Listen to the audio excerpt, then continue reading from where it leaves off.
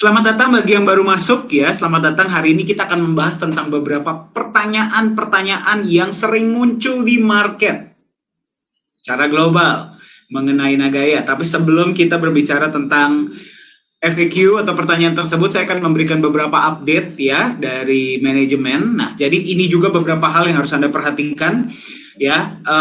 Manajemen ini sangat update. Kami selalu memberikan informasi yang paling up to date, paling terbaru, dan hanya kami berikan di channel resmi dari Nagaya Technologies. Itu ada di beberapa media. Yang pertama adalah Telegram, yang kedua adalah website, yang ketiga adalah email. Nah, jadi saya sarankan terutama bagi Anda yang masih baru, silahkan download aplikasi Telegram. Ya, di dalam aplikasi Telegram itu Anda juga bisa mendapatkan informasi yang up to date. Siapapun boleh masuk, it's free ya. Download aplikasinya pun free. Jadi jangan dengarkan kalau ada yang bilang masuk ke channelnya Nagaya itu berbayar. Jangan didengarkan, tidak ada ya, tidak ada biaya. Bahkan membuat akun pun, membuat wallet di Nagaya pun 100% gratis, tidak ada biaya.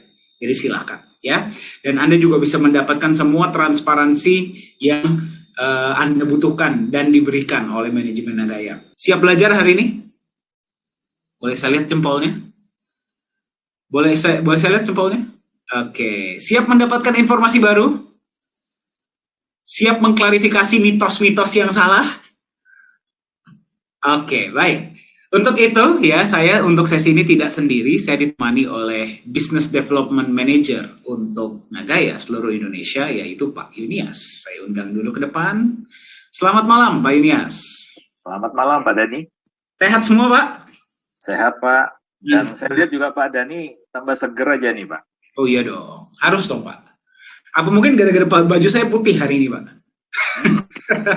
Bisa jadi ya, bisa jadi. Itu seingat saya itu baju putih mengingatkan kita di satu kota, Pak. Betul sekali, Pak. Kotanya Bung Karno. Kotanya Bung Karno, Iya. ya. Itu sebabnya saya ganti, Pak. Ini, saya ganti DP saya hari ini. Oh iya. Itu Saya kaosnya ada kaos yang sama, Pak. Kaos Bung Karno, ya. Saya ada kaos yang sama. Jadi ini terima kasih ya bagi teman-teman Nagaya di Blitar. Kemarin pas saya dan Pak Yunias berkunjung ya, saya dikasih kaos ini kaos bagus banget ya. Terus kemudian kita juga diberikan kaos Bung Karno. Ya, itu adalah bukti kecintaan Nagaya, holder Nagaya Indonesia terhadap Nagaya, dan juga kecintaan kami dari manajemen kepada Anda. Ya, jadi mudah-mudahan bisa jumpa ya Pak ya dengan Nagaya holder, bukan cuma di kota-kota yang kemarin kita kunjungi, tapi juga kota-kota lainnya mudah-mudahan. Iya, betul. Betul sekali, Pak. Ya, dan selalu bukan hanya ada cerita-cerita yang baru menarik ya setiap kali kita berkunjung, tapi lebih dari itu sebenarnya kita juga mempersiapkan supaya teman-teman di kota-kota mereka bisa membangun komunitas Nagaya yang solid, yang sehat, dan terus berkembang, terus bertumbuh. Ya. Tentunya itu harapan kita. Betul sekali, Pak. Betul. Ya, ingat tujuannya bukan sekedar jualan, ya. Jualan itu nomor sekian, nomor kesekian, ya. Jadi kalau ada orang bilang, wah saya berikan informasi tentang Nagaya, apakah buat jualan? Itu nomor sekian, ya. Tugas Anda adalah Anda memberikan informasi yang tepat. Kenapa? Gara-gara Anda sadar bahwa aset ini bisa membantu mereka, bisa membantu keluarga mereka, bisa membantu orang-orang yang mereka sayangi, ya. Dengan Anda memberikan informasi yang tepat, Anda bisa memberikan mereka masa depan yang lebih baik. Masalah mereka mau beli, mereka nggak beli, itu bukan urusan Anda. Ya. Setuju Pak Yunias? Setuju sekali. Iya. Ya, karena Nagaya ada salah satu tujuannya atau misi kita, ya, selain kita ingin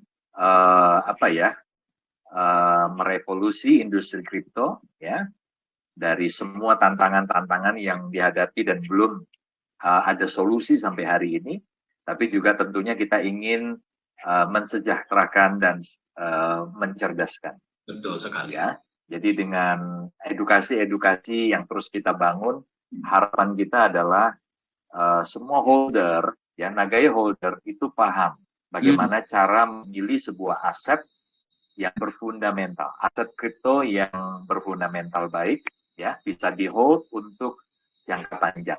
Ya, jadi ini ceritanya nanti bukan cuma jatuh pada pilihan Nagaya saja, Pak Dani, tetapi juga berbagai tawaran kripto di luaran sana kalau memang memiliki fundamental dan kemudian juga performa dan kinerja yang baik, why not ya? Kenapa tidak? Ya, betul sekali. Ya. Nah, jadi kalau edukasi ini disimak baik-baik, ya, ini akan menciptakan sebuah standar, ya, standar di mana teman-teman semua itu bisa menentukan kenapa saya harus memilih yang ini dan tidak memilih yang itu. Ya, betul sekali Pak. Ya, jadi kita nggak bilang ya, Anda cuma pegang Nagaya dan tidak ada aset lain. Itu menurut saya cukup delusional ya. Saya punya aset lain. Ya, saya punya aset fisik ya. Aset fisik, aset tradisional saya punya. Kenapa? Karena mereka punya fundamental yang kalau nggak sama, ya minimal setara lah dengan Nagaya ya. Karena saya orang tradisional Pak. Yang saya cari bukan trading, tapi saya cari tradisional. Nah, tapi kalau ditanya aset kripto apa yang saya punya, cuma Nagaya. Kenapa? Bukan gara-gara saya nggak mau untung ya. Semua orang mau untung. Ya, masalahnya adalah saya nggak mau untung cuma sebentar, tapi besok pusing kepala saya. Saya pengen beli sesuatu, Pak. Yang saya beli hari ini, kalau bisa saya pegang untuk waktu yang lama. Nggak pengen saya jual-jual, Pak. Sambil dia harganya naik, saya terima benefit. Nah, tapi sayangnya Pak, sejauh ini yang bisa memberikan saya itu ketenangan pikiran, kenaikan harga, fundamental yang bagus, benefit setiap bulan ya cuma Nagaya. Ya, betul sekali. Kalau ada yang setara atau lebih baik, tolong kasih tahu saya ya Pak. Masalahnya belum ketemu sampai sekarang. Ya, justru tujuannya kan itu Pak. Ketika Nagaya menjadi sebuah standar baru di dunia aset kripto, tentunya kita juga berharap nanti pada akhirnya ada developer lain yang juga mau membangun atau menciptakan lah ya aset kripto mereka dengan konsep-konsep yang memiliki fundamental. Sehingga ketika ada orang berpikir semua aset kripto itu adalah hanya alat spekulasi saja, nah kita bisa patahkan. Minimal dengan adanya Nagaya itu sudah bisa dipatahkan. Nah, apalagi nanti kalau ada developer yang lain juga mereka menciptakan ya dengan standar minimal itu sama seperti Nagaya. Ya. Tentunya itu keren ya Pak ya. Sangat Pak, sangat keren. Ya kita justru mendukung ya, kita justru sangat mendukung. Ayo developer lain conteklah konsep Nagaya. Ya kan mungkin kita mulai dengan pertanyaan yang pertama ya Pak ya. Ini ada yang masuk. Jadi gini, kita sudah dapat beberapa list pertanyaan dari tim PR kita, Bapak Ibu, ya, yang akan kita coba bahas hari ini kepada Anda semua ya. Jadi bukan klarifikasi, tapi edukasi. Oke, pertanyaan pertama seperti ini, Pak. Itu sebenarnya pertanyaan yang udah saya siapkan buat agak nantian, Mbak. Cuman karena Bapak menyebut, jadi kita langsung bahas saja. Pertanyaan pertama. Ya, konsep Nagaya ini kan bagus dan revolusioner. Bagaimana kalau konsepnya dicontek sama developer lain? Itu pertanyaannya Pak. Oke, saya jawab dulu ya Pak ya. Silakan Pak. Oke, jadi ya justru itu sangat baik.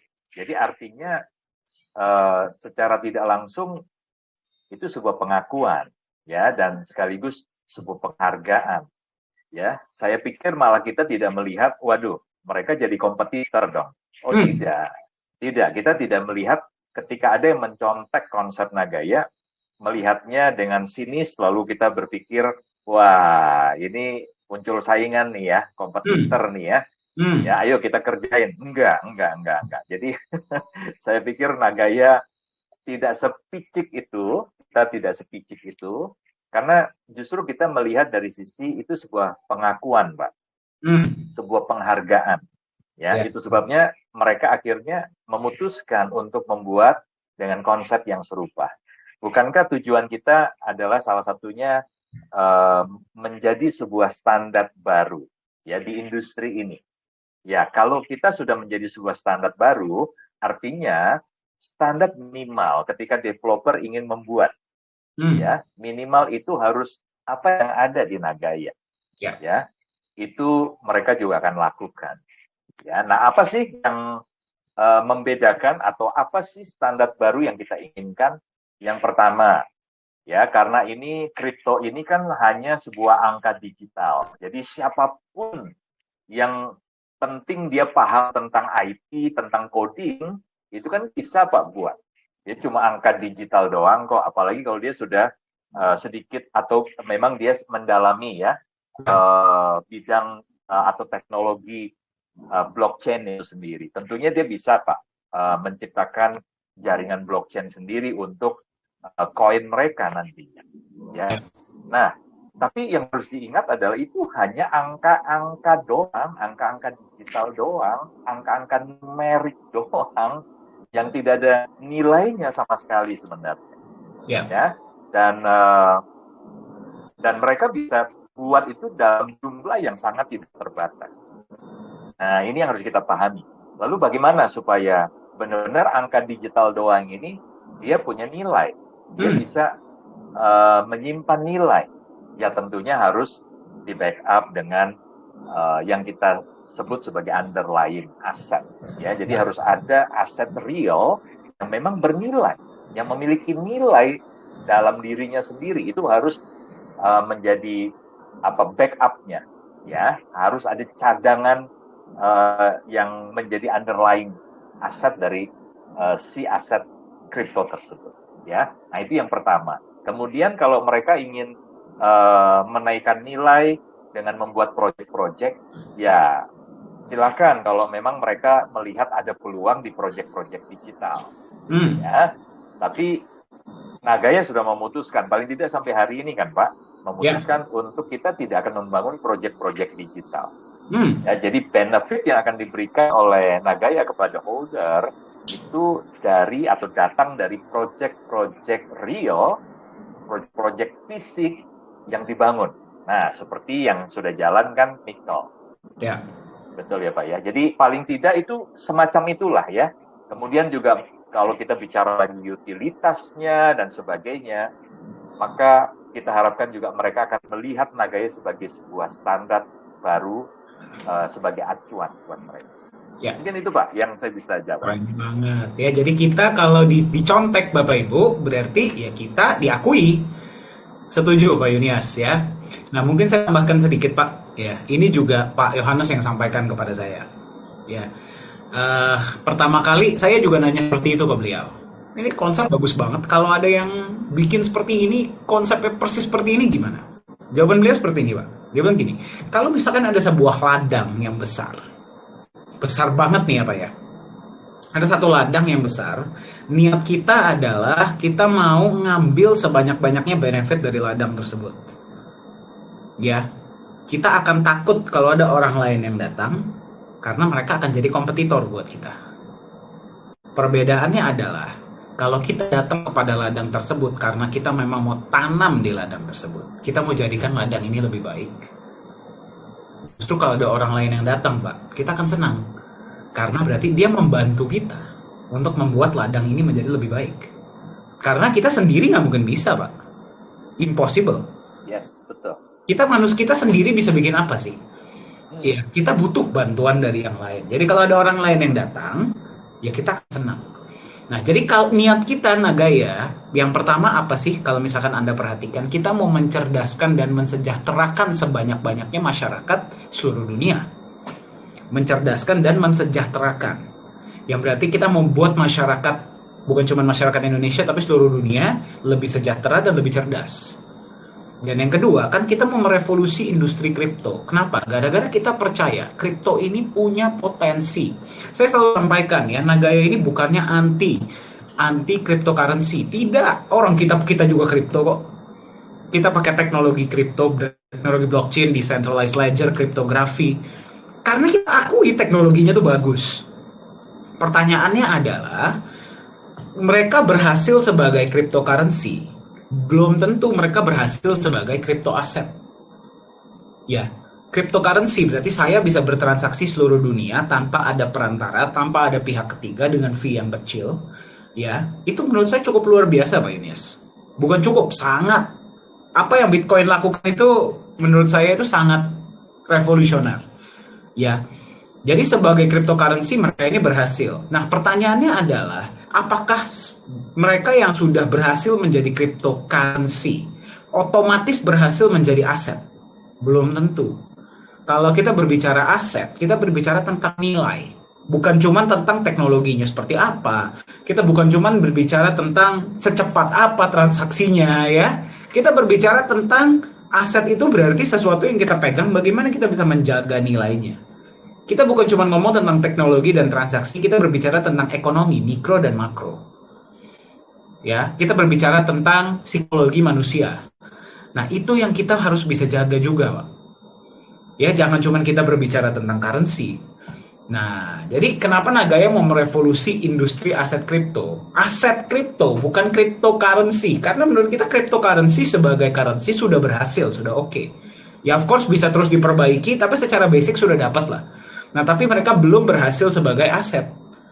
Nah, jadi kita kepengen, ya para pemain kripto ini, yang pertama, kalau memang mereka ini currency, ya jangan nyebut dirinya aset gitu loh.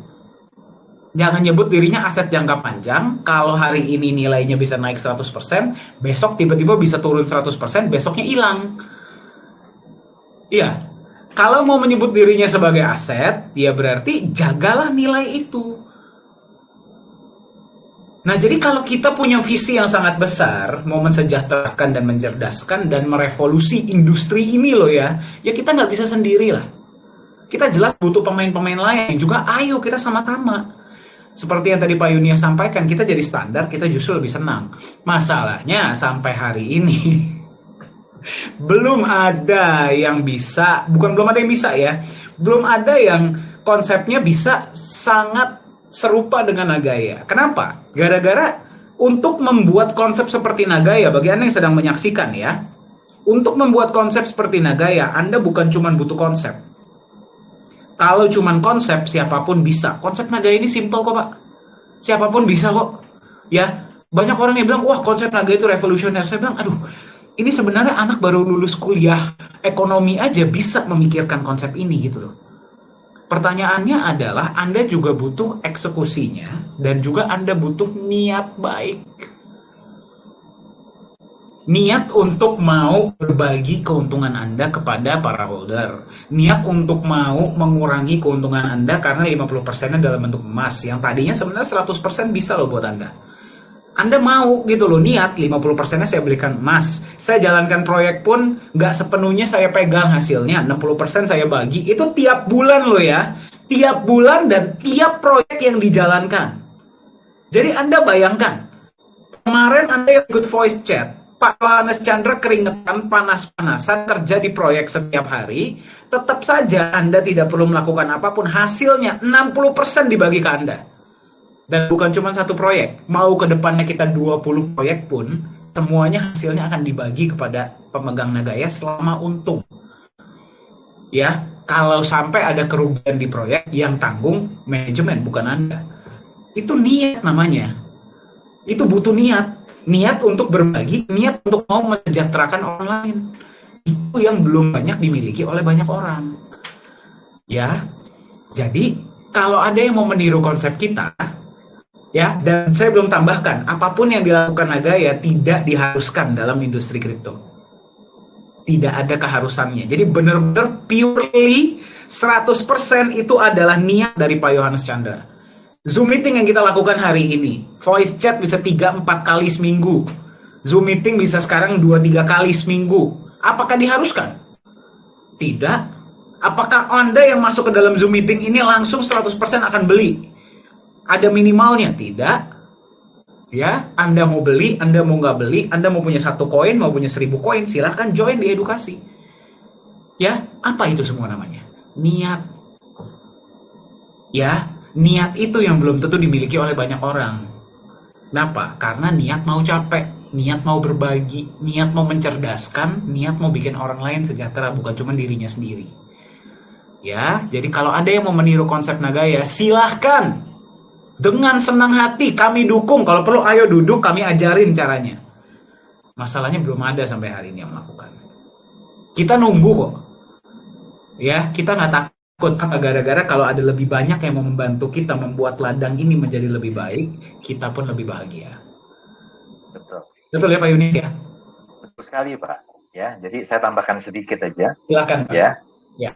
kenapa belum ada? Bukan karena mereka belum melihat, belum mendengar ya tentang Nagaya. Ya, jadi teman-teman Anda harus tahu bahwa Nagaya ini sebenarnya di kalangan industri kripto ya, dan bukan hanya di tanah air ya di Indonesia, tapi juga di luar itu sebenarnya sudah kemana-mana beritanya ya tentang konsepnya. Dan terbukti kita juga sudah dikontak dari beberapa exchanger ya, mereka yang kontak, mereka yang ajak kita bergabung dengan mereka ya. Nah, tapi kenapa belum ada developer yang tertarik untuk atau memutuskan untuk mulai membangun dengan konsep yang sama ya, seperti tadi Pak Dhani katakan butuh niat ya, dan saya tambahkan selain niat juga memang mau berkorban. Dan ini yang tidak banyak, teman-teman. Kalau kita bicara dari kacamata bisnismen ya, pengusaha. Developer ini kan perusahaan, ya. Siapa orang-orang di balik ini? Para pengusaha, para bisnismen, pelaku bisnis. Mereka mau nggak berbagi 60%? Itu sebuah pertanyaan. Ya, dari keuntungan proyek-proyek yang dijalankan, 60% loh. Mereka yang kerja. Seperti di Nagaya, Pak Yohanes Chandra yang harus turun ke lapangan. Bayangkan, manajemen yang bekerja. Anda cuma beli satu kali, manajemen bekerja memikirkan bagaimana proyek pertama bukan cuma jalan ya, tapi bertumbuh menjadi besar. Kemudian pikirkan nanti akan lahir proyek kedua. Ya, proyek pertama nggak boleh lebih kecil ketika proyek kedua udah jalan. Ya, ini juga harus berkembang terus berkembang. Artinya dipikirkan harus ada manajemen proyek sendiri. Nanti manajemen proyek kedua, demikian seterusnya. Lalu kemudian Anda sebagai holder ada alokasi pembagian keuntungan sebesar 60%. Perusahaan cuma 40%.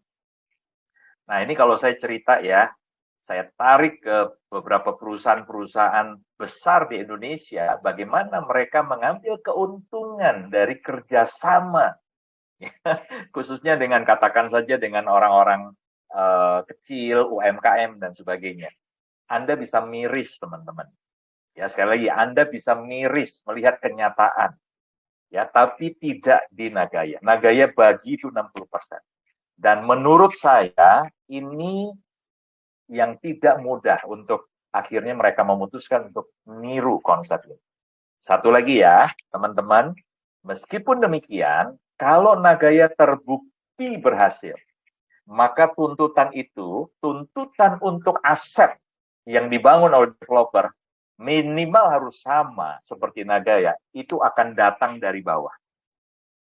Ya, dari para holder, dari para investor yang menuntut untuk setiap kripto yang dibuat itu minimal ya harus punya standar seperti Nagaya. Begitu Mbak Dhani. Mantap ya, jadi semoga menjawab ya. Semoga menjawab ya. Jadi apa yang akan kami lakukan sebagai manajemen kalau sampai ada yang meniru konsep kita, Pak? Kita dengan senang hati ya, Pak ya. Kita membuka pintu. Justru saya pernah bicara sama Pak Yohanes, kalau perlu ayo kita ajarin caranya gitu. Ayo kita duduk, kita ajarin caranya. Jadi lu juga jangan bikin lu punya member rugi lah. Ayolah, kita untung-untung sama-sama lah. Ya, kita sebagai kita sebagai developer, kita juga happy, holder juga happy. Kan lebih baik kalau seperti itu gitu loh. Jadi win-win. Jangan cuma mau kita doang yang menang, tapi holdernya yang sengsara. Kita ajarin caranya. Tapi sampai sekarang sayangnya belum ada. Kita berharap akan ada ke depannya. Oke, semoga menjawab ya bagi Anda yang bertanya. Ini memang pertanyaan-pertanyaan yang kita terima ini bagus-bagus semua Pak pertanyaannya Pak. Menunjukkan bahwa holder dan calon holder kita ini cerdas. Luar biasa. Ya? Semoga satu persatu bisa dijawab. Amin. Ada Pak Yunias di sini, jangan khawatir. Ya? Oke, Pak. Pertanyaan selanjutnya Pak. Ini kita nggak tahu ya datangnya dari siapa, karena kita dapat dari tim PR ya yang memang muter melihat pertanyaan-pertanyaan dan juga dari email dan segala macam ya. Kami terima. Oke, baik. Pertanyaan selanjutnya. Pak, pertanyaan saya adalah, kalau untuk listing di market dan coin market cap, apakah sulit? Kalau gampang, kenapa Nagaya belum masuk sampai sekarang? Oke. Apakah sulit ya? Coba sebentar saya buka data dulu karena sempat saya waktu itu ada screenshot posisi jumlah kripto yang ada di ini, Pak. Sebentar ya, saya buka. Oke, Pak, kalau gitu saya yang kasih lihat dulu ya, Pak ya. Ya, silakan, Pak. Saya mau kasih lihat, teman, saya pengen cari tahu gimana caranya saya bisa menyembunyikan namanya. Oh, oke. Kalau gitu saya screenshot dulu, baru saya masukkan ke tempat lain, baru saya akan kasih lihat. Ini bagi Anda yang bertanya, ya, apakah sulit atau tidak masuk ke dalam CMC ya.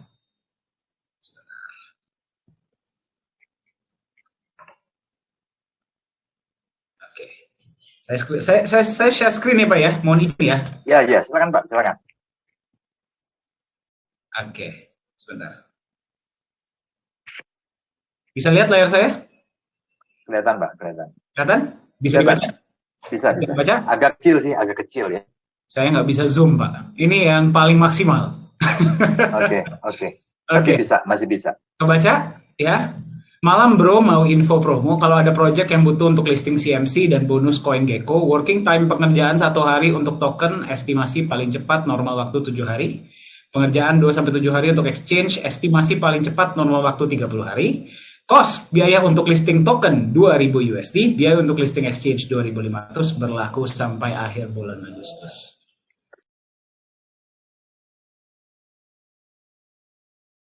Oke. Susah jadinya masuk ke coin market cap dan CoinGecko dan exchanger. Ini ada satu lagi sebenarnya yang pengen saya bagikan ya. Saya sebenarnya nggak boleh sharing nama, Pak. Saya akan coba blur ya. Ini jadi bagi teman-teman nih, bagi Anda, jadi Anda pada lihat ya. Kalau ada yang bilang masuk CMC itu perlu divalidasi dulu, segala macam. Aduh. Mana gitu ya. Oke, sebentar. Saya harus screenshot dulu. Saya harus apa namanya? Saya ini dulu ya. Saya tutupin namanya. Kalau ketahuan saya kena marah nanti. Ini seharusnya bukan informasi yang dibagikan kepada publik ya, Bapak Ibu ya. Tapi ini agar Anda tahu aja. Ya, tapi biar Anda tahu aja ya. Sebentar. Ada nggak ya namanya ya? Mudah-mudahan nggak ada. Oke, baik. Kalau ada ya sudah lah ya, wassalam ya. Kelihatan? Ya, ini kalau saya bisa zoom, Anda bisa baca ya. Ini ada paket A, paket B, paket C, paket D. Yang ini 45.000 USDT, 75.000 USDT, 100.000 USDT, 160.000 USDT. Dan di sini kalau Anda bisa baca, sayangnya ini nggak bisa saya zoom. Ini namanya market making account for free. Termasuk di dalam paketnya. Ya, ini pesan seperti ini, saya bisa terima sehari itu 10.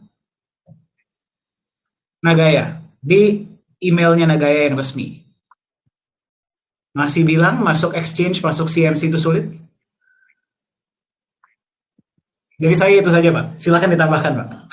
Oke, sekarang saya tambahkan ini, Pak. Ini saya baru ketemu nih filenya. Oke, ya. Jadi teman-teman coba lihat yang di sini saja. Ini kelihatan nggak, Pak? Agak kecil juga sih. Atau saya kelihatan, Pak. Kelihatan, Pak. Ini. Nah, oke. Ini data per tanggal 10 November, Pak. Ya, pukul 00. Jadi ini benar-benar niat waktu itu memang saya jaga, Pak. Saya tunggui, Pak. Dan Pak Dani tahu nggak? Ya, 2 menit sebelum pukul 00, Pak, itu 705, Pak. Jumlahnya 21.705.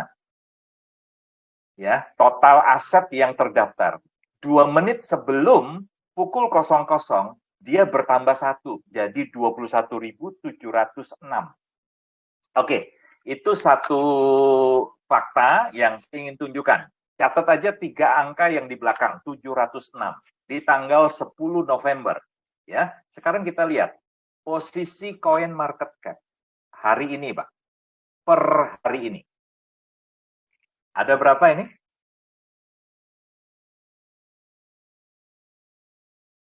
21.900, Pak. 21.909. Ya. Ya, berarti dalam waktu hanya selisih berapa ya? 22 hari ya, Pak ya? 22 hari itu sudah ada pertambahan 203, Pak. Dalam waktu 22 hari. Artinya, Pak, setiap hari rata-rata ada penambahan 9 sampai 10 aset baru.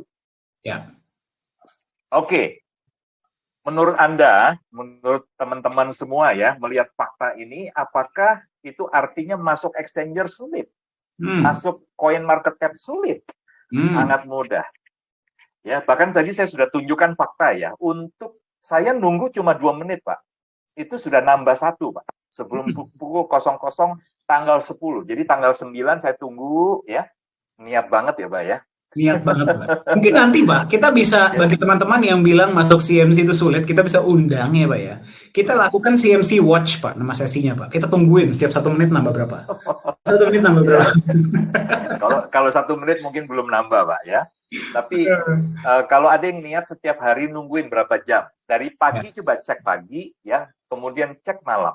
Itu saja mungkin sudah bisa ada penambahan 1 sampai 2.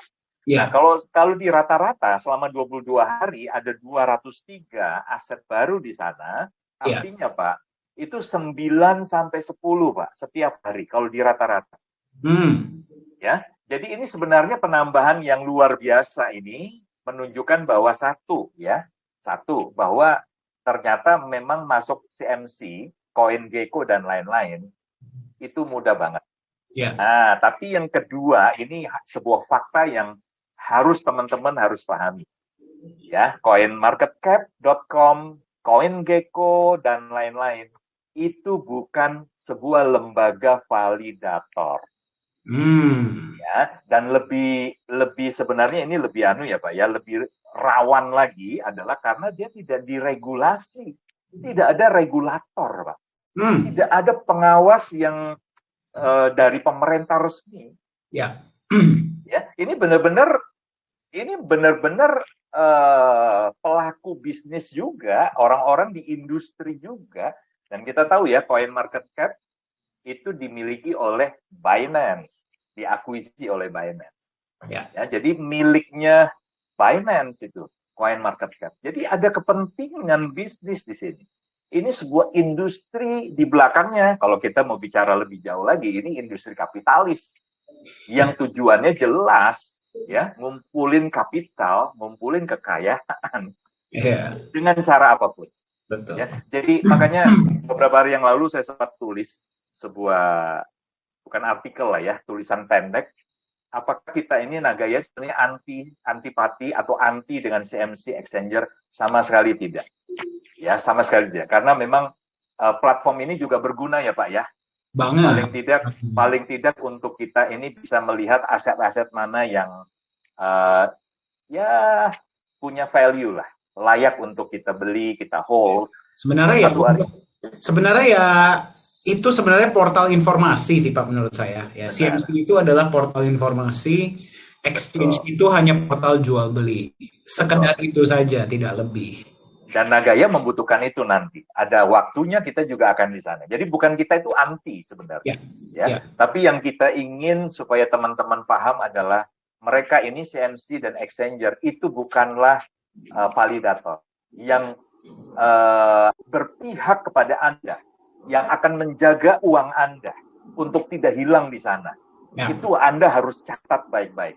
Ya, mereka siapapun pelaku bisnis developer, pengembang, mau dia ada blockchain-nya, mau dia benar-benar menjalankan skema Ponzi, ya, atau koin atau token itu dibuat hanya untuk exit plan karena bisnis mereka yang sebelumnya itu sudah mau scam, dan untuk skenario keluarnya, jalan keluarnya mereka datang ke developer kripto, mereka buat kripto atau token.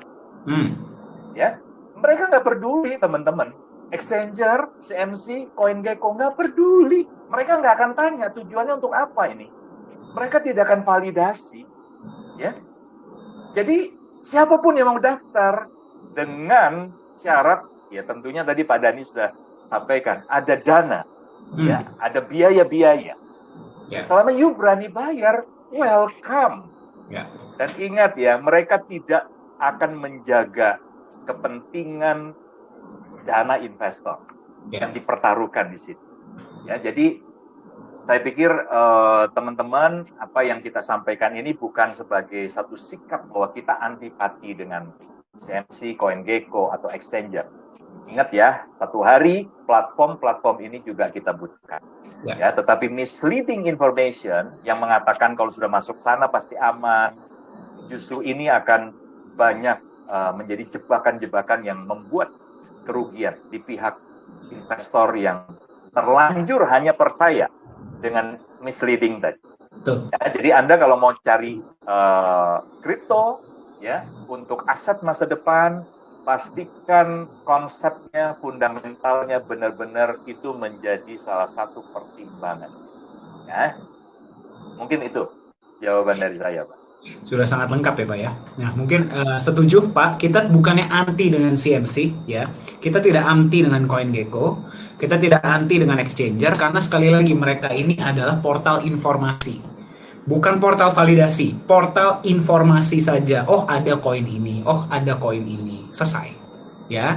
Nah tapi yang membuat saya kadang-kadang bingung, apalagi kita sudah di manajemen ya Pak ya, Pak Yunias pun sudah melihat data-data ini yang tadi saya kasih lihat. Kenapa saya berani kasih lihat? Karena ini data publik, semua orang sudah tahu.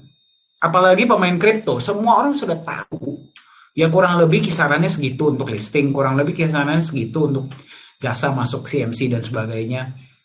Ya itu semua sudah tahu. Jadi kalau ada seseorang atau beberapa entitas tertentu yang bukannya berarti sekali lagi ya, bukan berarti masuk CMC, CoinGecko, dan Exchange itu salah. Kita juga akan masuk suatu hari untuk memberitahu kepada dunia bahwa Nagaya itu ada. Ya, tapi sekedar itu saja. Kita menginformasikan kepada dunia bahwa Nagaya itu ada. Tadi saya belum kasih lihat, saya belum zoom kepada Anda. Kalau Anda lihat di dalamnya, kalau kita ambil paket yang berapa, itu Anda dapat free. Tadi market making juga sudah dikasih tahu oleh Pak Yunias, sebenarnya itu saya nggak mau angkat ya. Tapi Anda juga dapat free adalah PR newsletter. Jadi media pun bisa Anda beli. Ya, itu termasuk di dalam sana. Nah, jadi kalau ada, ya yang bikin saya kadang-kadang gergetan adalah, bukannya berarti masuk CMC dan segala macam itu salah. Bukan. Ya. Tapi kalau itu dijadikan patokan, ya, legalitas bagus.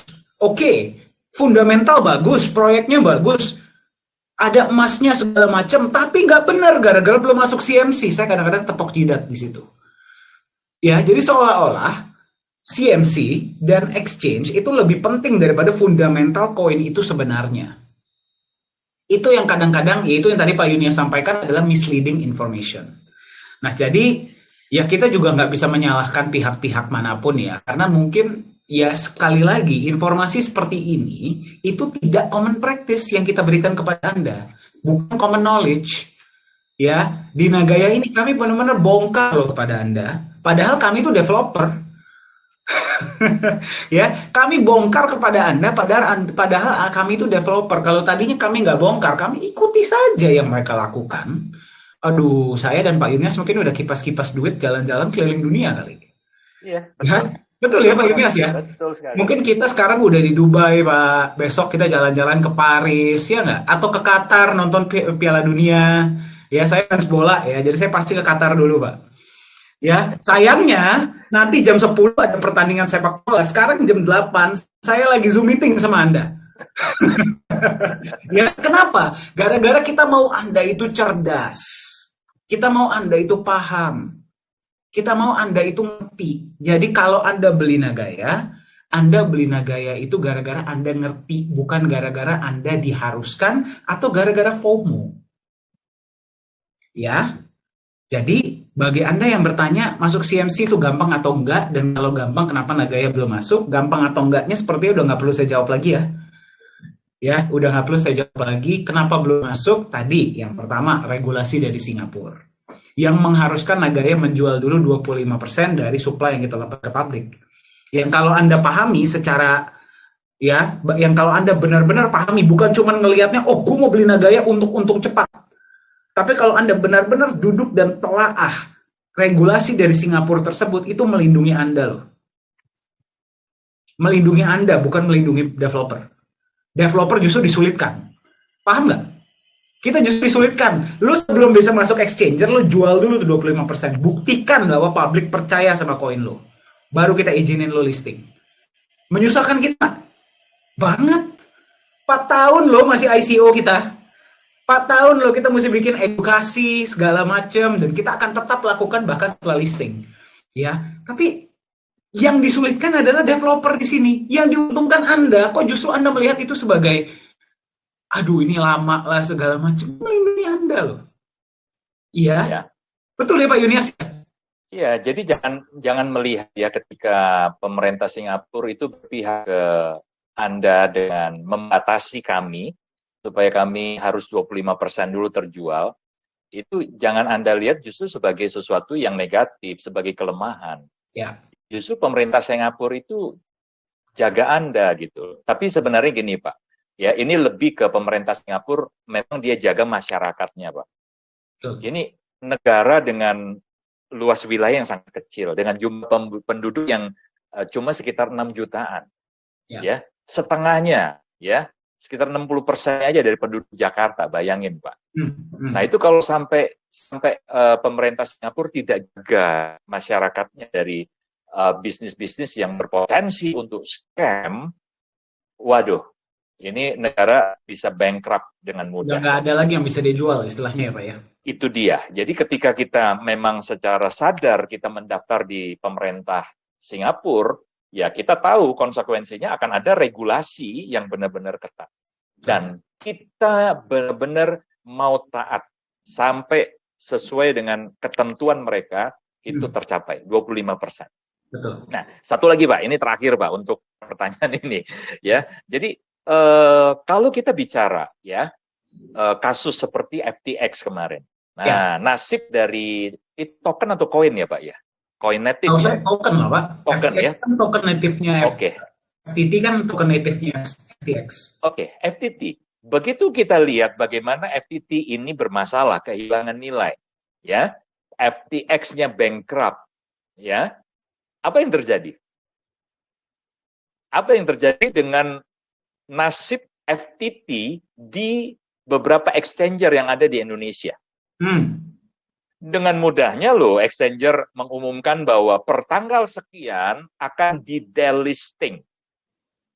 Pertanyaannya adalah, apakah pihak exchanger bertanggung jawab dengan kerugian Anda? Kehilangan nilai loh. Kehilangan nilai. 100%, nyaris 100%. Ya.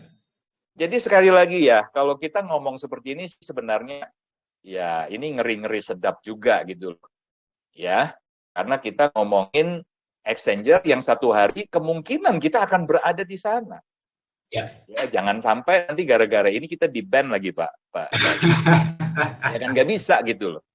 Tapi cobalah, artinya kalau kami dari developer, kami bicara seperti ini, itu karena benar-benar kita ingin Anda menjadi holder, ya, atau investor yang cerdas, yang tahu bahwa di industri ini seperti apa. Dan yang kami sampaikan ini sebenarnya baru kulitan teman-teman.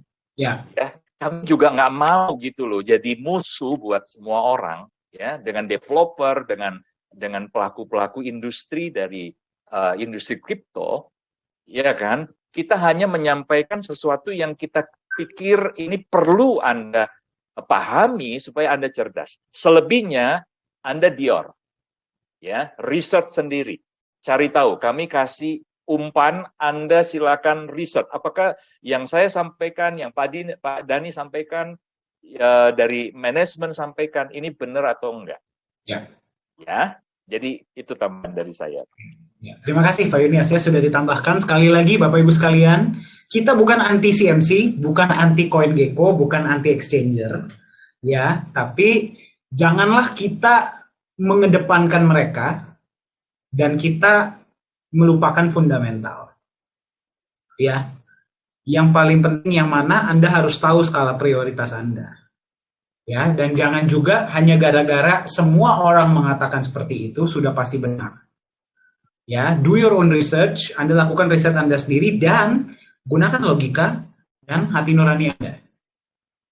Ya, ujung-ujungnya semua orang bisa memberikan Anda apa yang mereka ketahui, apa yang mereka yakinkan. Kami juga dari manajemen Nagaya menyampaikan apa yang berdasarkan fakta ya, berdasarkan data dan fakta, tapi ujung-ujungnya silakan Anda do your own research dan gunakan logika dan hati nurani Anda sendiri.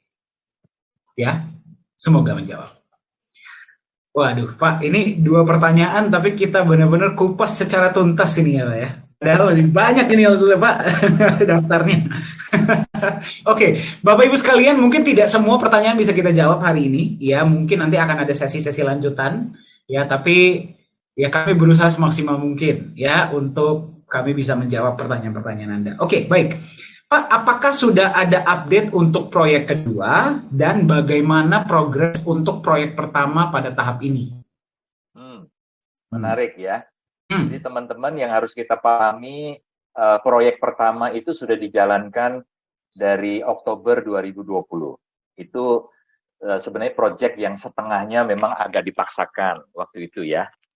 Karena informasi yang saya peroleh Pak Dani di awal itu persis Pak 1 bulan Pak. 1 bulan ketika saya baru saja mengenal Nagaya. Ya, informasinya adalah sebenarnya rencananya di 3 juta, penjualan 3 juta baru proyek bisa dijalankan. Ya, tapi karena ada permintaan dari apa ya, bukan permintaan lah. Ya, setelah diskusi dari senior juga ada yang memberikan masukan, pertimbangan setelah dihitung oleh Pak Yohanes. Oke, bisa dijalankan ketika penjualan di 1 juta. Ya, tapi memang tidak bisa terlalu berharap ya proyek ini akan di awal sudah bisa memberikan hasil yang maksimal kepada kita. Tapi puji Tuhan Pak, selama 2 tahun proyek ini berjalan, ternyata hasilnya luar biasa. Ya, kalau kita bicara perkembangan Pak, ya yang tadinya awalnya kalau kita hitung 1 juta Nagaya di $1 waktu itu ya Pak ya, berarti alokasi untuk proyek itu kan kurang lebih hanya di $300.000 Pak. Ya. Ya toh, kurang lebih di angka 4,5 sampai 5 miliar modal yang dialokasikan. Ya, itu artinya memang benar-benar kalau Pak Yohanes bilang kita cuma nebeng saja, ingat ya, kita cuma nebeng, itu memang betul-betul nebeng, ya kan? Ya terbukti eskavator pun harus sewa, dump truck pun harus sewa, dan semuanya serba nebeng, ya. Tapi hari ini kalau kita lihat perkembangannya, kita sudah punya 2 eskavator, ya, yang dibeli secara cash. Nah ini luar biasa, ya. Belum lagi apa namanya armada-armada yang lain, ya. Tim kerja, tim proyek yang semakin profesional sampai ke sini. Nah itu yang perkembangan dari proyek pertama ya. Sekarang juga kita ini dipercaya ya Pak Dani ya, oleh Akarmas Internasional, pemilik lahan, dengan sebuah lahan yang eksklusif itu diserahkan kepada Nagaya untuk kita bisa eksplorasi. Nah itu juga luar biasa. Itu satu prestasi yang kita perlu bangga. Ya, kita semua perlu banggakan. Nah, yang kedua tentunya proyek kedua sudah. Bahkan kalau teman-teman semuanya mau tahu ya, dari bulan Juni 2021 itu saya belum manajemen. Ya, dalam satu kesempatan saya jalan dengan Pak Yohanes Chandra waktu itu dengan Pak Edo, Pak Dani. Ya, Pak Dani waktu itu lagi entah di mana waktu itu ya. Yang pasti saya sama Pak Yohanes dan Pak Edo, kami ke satu tempat, lalu Pak Yohanes Chandra menunjukkan ada beberapa dokumen terkait beberapa alternatif proyek kedua. Bayangin Pak Dani, itu 1,5 tahun yang lalu loh. Ya, jadi sebenarnya proyek kedua ini sudah dipersiapkan dan bersyukur sekali karena memang belum bisa dieksekusi ya karena penjualan kita nunggu 6 juta. Artinya pilihan untuk proyek kedua kita nggak perlu terburu-buru seperti yang pertama, Pak. Nah, artinya proyek kedua nanti kita bisa pilih satu dari banyak pilihan yang terbaik. Ya, jadi teman-teman jangan berpikir bahwa manajemen tidak punya keinginan untuk bisa mengeksekusi proyek kedua ini secepatnya. Ya, karena teman-teman harus tahu ya, ini sudah banyak kan perusahaan yang mungkin akan ajak kerjasama, ya, mau kerjasama dan sebagainya. Tapi kan nggak bisa nunggu terlalu lama. Ya, mereka juga punya calon-calon investor lainnya. Jadi bayangin ya, kalau ada satu tempat sudah, waduh, naksir banget lah. Ya, Pak Yohanes Chandra bilang, waduh ini bagus nih, bagus sekali gitu. Tapi ya pihak yang lain yang ngajak kerjasama ini nggak bisa nunggu terlalu lama.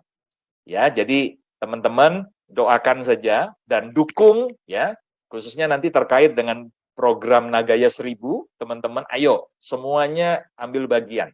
Atau kalau Anda belum bisa ambil bagian, minimal ayo Anda kenalkan Nagaya ya kepada teman-teman keluarga Anda supaya bisa berpartisipasi.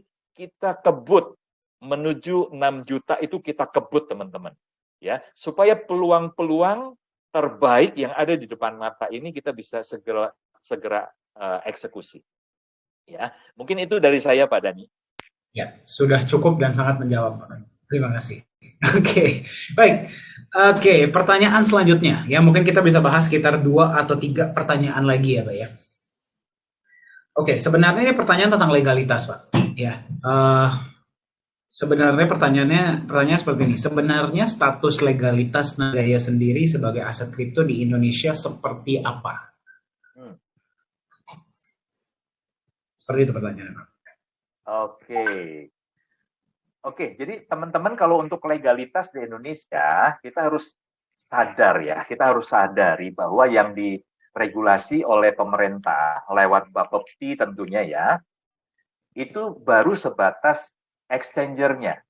Ya, jadi market pasar fisik aset kripto, tempat di mana aset-aset ini itu diperjualbelikan, diperdagangkan.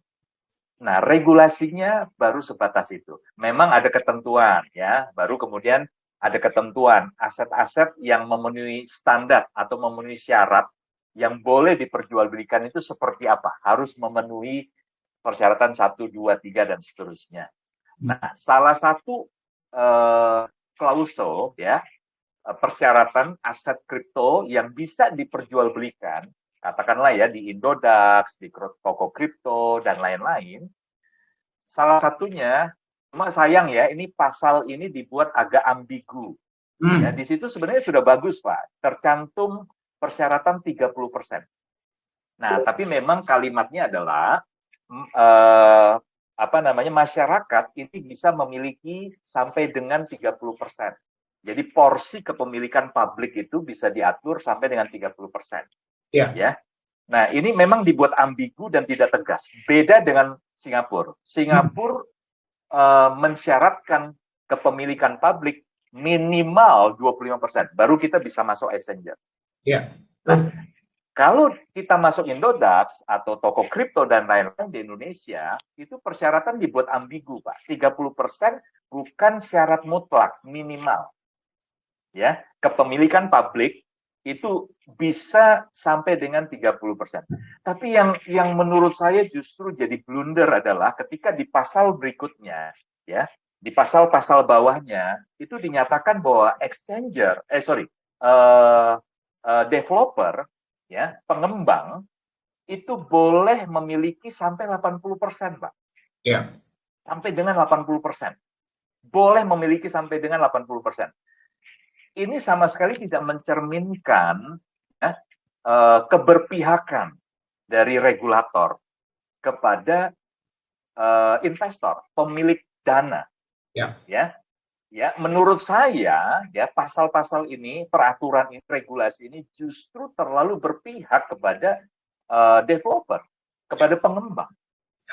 Ya, karena dengan pengembang bisa memiliki lebih atau sampai dengan, bukan lebih, maaf ya, sampai dengan 80%. Sementara kepemilikan publik boleh ya lebih dari 30%. Artinya 30% saja, Pak, atau 35% atau bahkan kurang sudah boleh masuk exchanger. Ya kan? Dan sementara developer boleh menguasai 80%. Ini praktek thumb and dumb, praktek di mana developer memainkan harga itu menjadi sangat mudah sekali.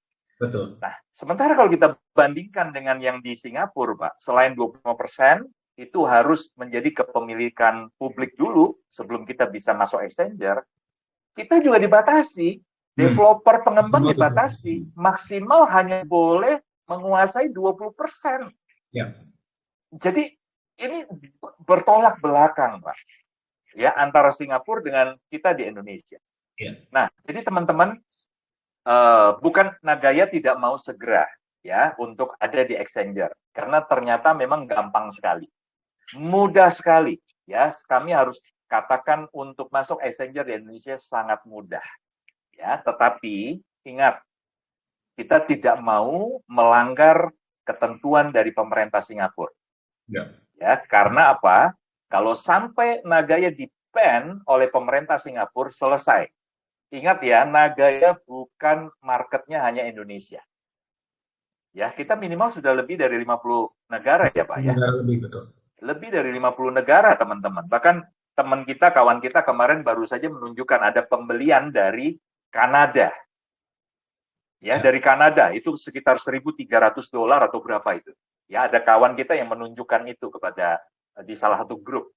Ya, jadi teman-teman, kita ini aset yang diperjualbelikan, marketnya global. Ya, kalau di Indonesia kita cukup masif, ada Zoom meeting, ada voice chat. Yaitu karena manajemen juga sebagian orang-orang Indonesia berdomisili di Indonesia. Ya, proyeknya juga di Indonesia, dan kita mau sebenarnya di tahap ICO ini mayoritas pemilik Nagaya itu orang Indonesia. Ya. Kenapa? Ya, karena ini bicara kedaulatan loh. Ya, nikel itu jadi incaran dunia, sampai Indonesia digugat loh sama Uni Eropa ke WTO, menang lagi. Coba, nikel itu sumber daya alam kita. Kalau kepemilikan Nagaya, di mana proyek kita yang pertama adalah nikel, benefitnya itu lebih banyak dirasakan, dinikmati oleh teman-teman kita di luar Indonesia. Nah, harusnya kita kan sebagai warga negara Indonesia, ya bicara kedaulatan, cinta tanah air, nasionalisme gitu, ya kita nggak rela dong. Betul nggak sih? Ya. Ya kan, jadi teman-teman, ayolah, ya,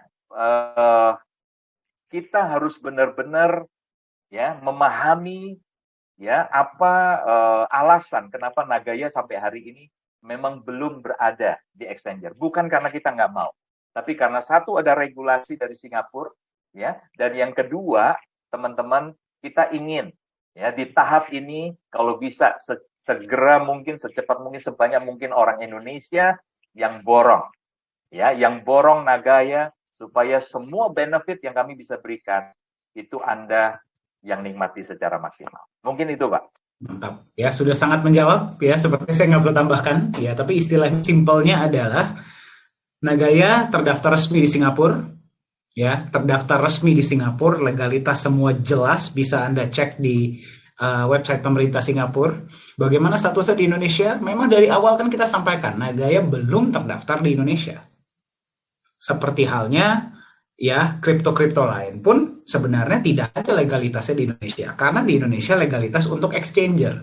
Ya, jadi kalau ada teman-teman kita di luar sana yang bilang, Pak, saya mau beli kalau nanti sudah terdaftar di Indonesia, ya silahkan. Ya, kita sudah listing di exchanger yang terdaftar resmi di Bapepti, otomatis Nagaya akan terdaftar. Ya, bagaimana caranya itu bisa terjadi? Tadi kembali ke poin utama, 25%. Ya, legalitas 25% supply yang kita lepas ke publik, kita berhasil jual, kita boleh mendaftarkan diri bukan cuma di exchanger Singapura, Indonesia, tapi seluruh dunia. Dan percayalah kalau saya sampaikan ini, Bapak Ibu, exchanger yang meminang Nagaya itu sudah sangat banyak. Tadi aja satu saya udah kasih lihat. Ya. Terus ada satu lagi, sebenarnya saya tadi udah siapin, cuman nggak usah lah ya. Satu dulu saja, itu biar Anda bisa nggak tidur malam ini ya. Karena Anda ingat, tahun depan Nagaya akan digunakan di Lala Square. Lala Square pasti akan ada transaksi. Transaksinya volumenya bisa sangat besar dalam sehari. Siapa yang akan memanage transaksi tersebut? Ya exchanger.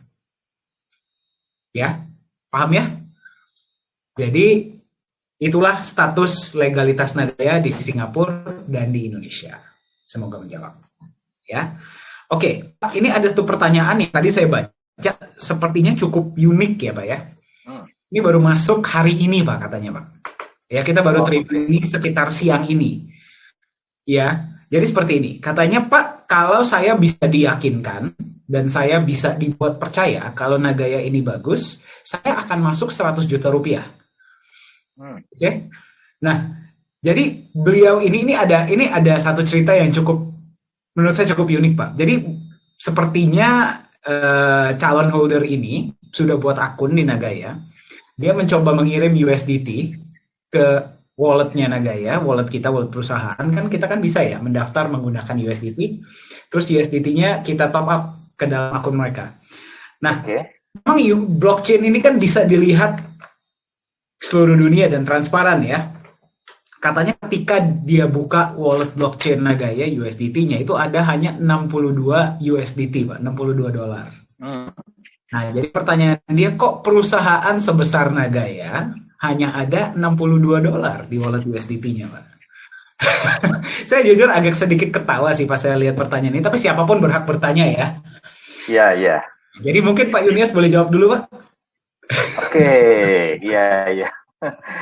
Oke, jadi ceritanya mungkin yang bersangkutan ini ingin mencoba melakukan USD top up, ya, karena mekanisme kita sebelum di exchanger itu kan sebelum bisa melakukan pembelian sejumlah Nagaya dari perusahaan ya, itu harus melakukan yang namanya USD top up.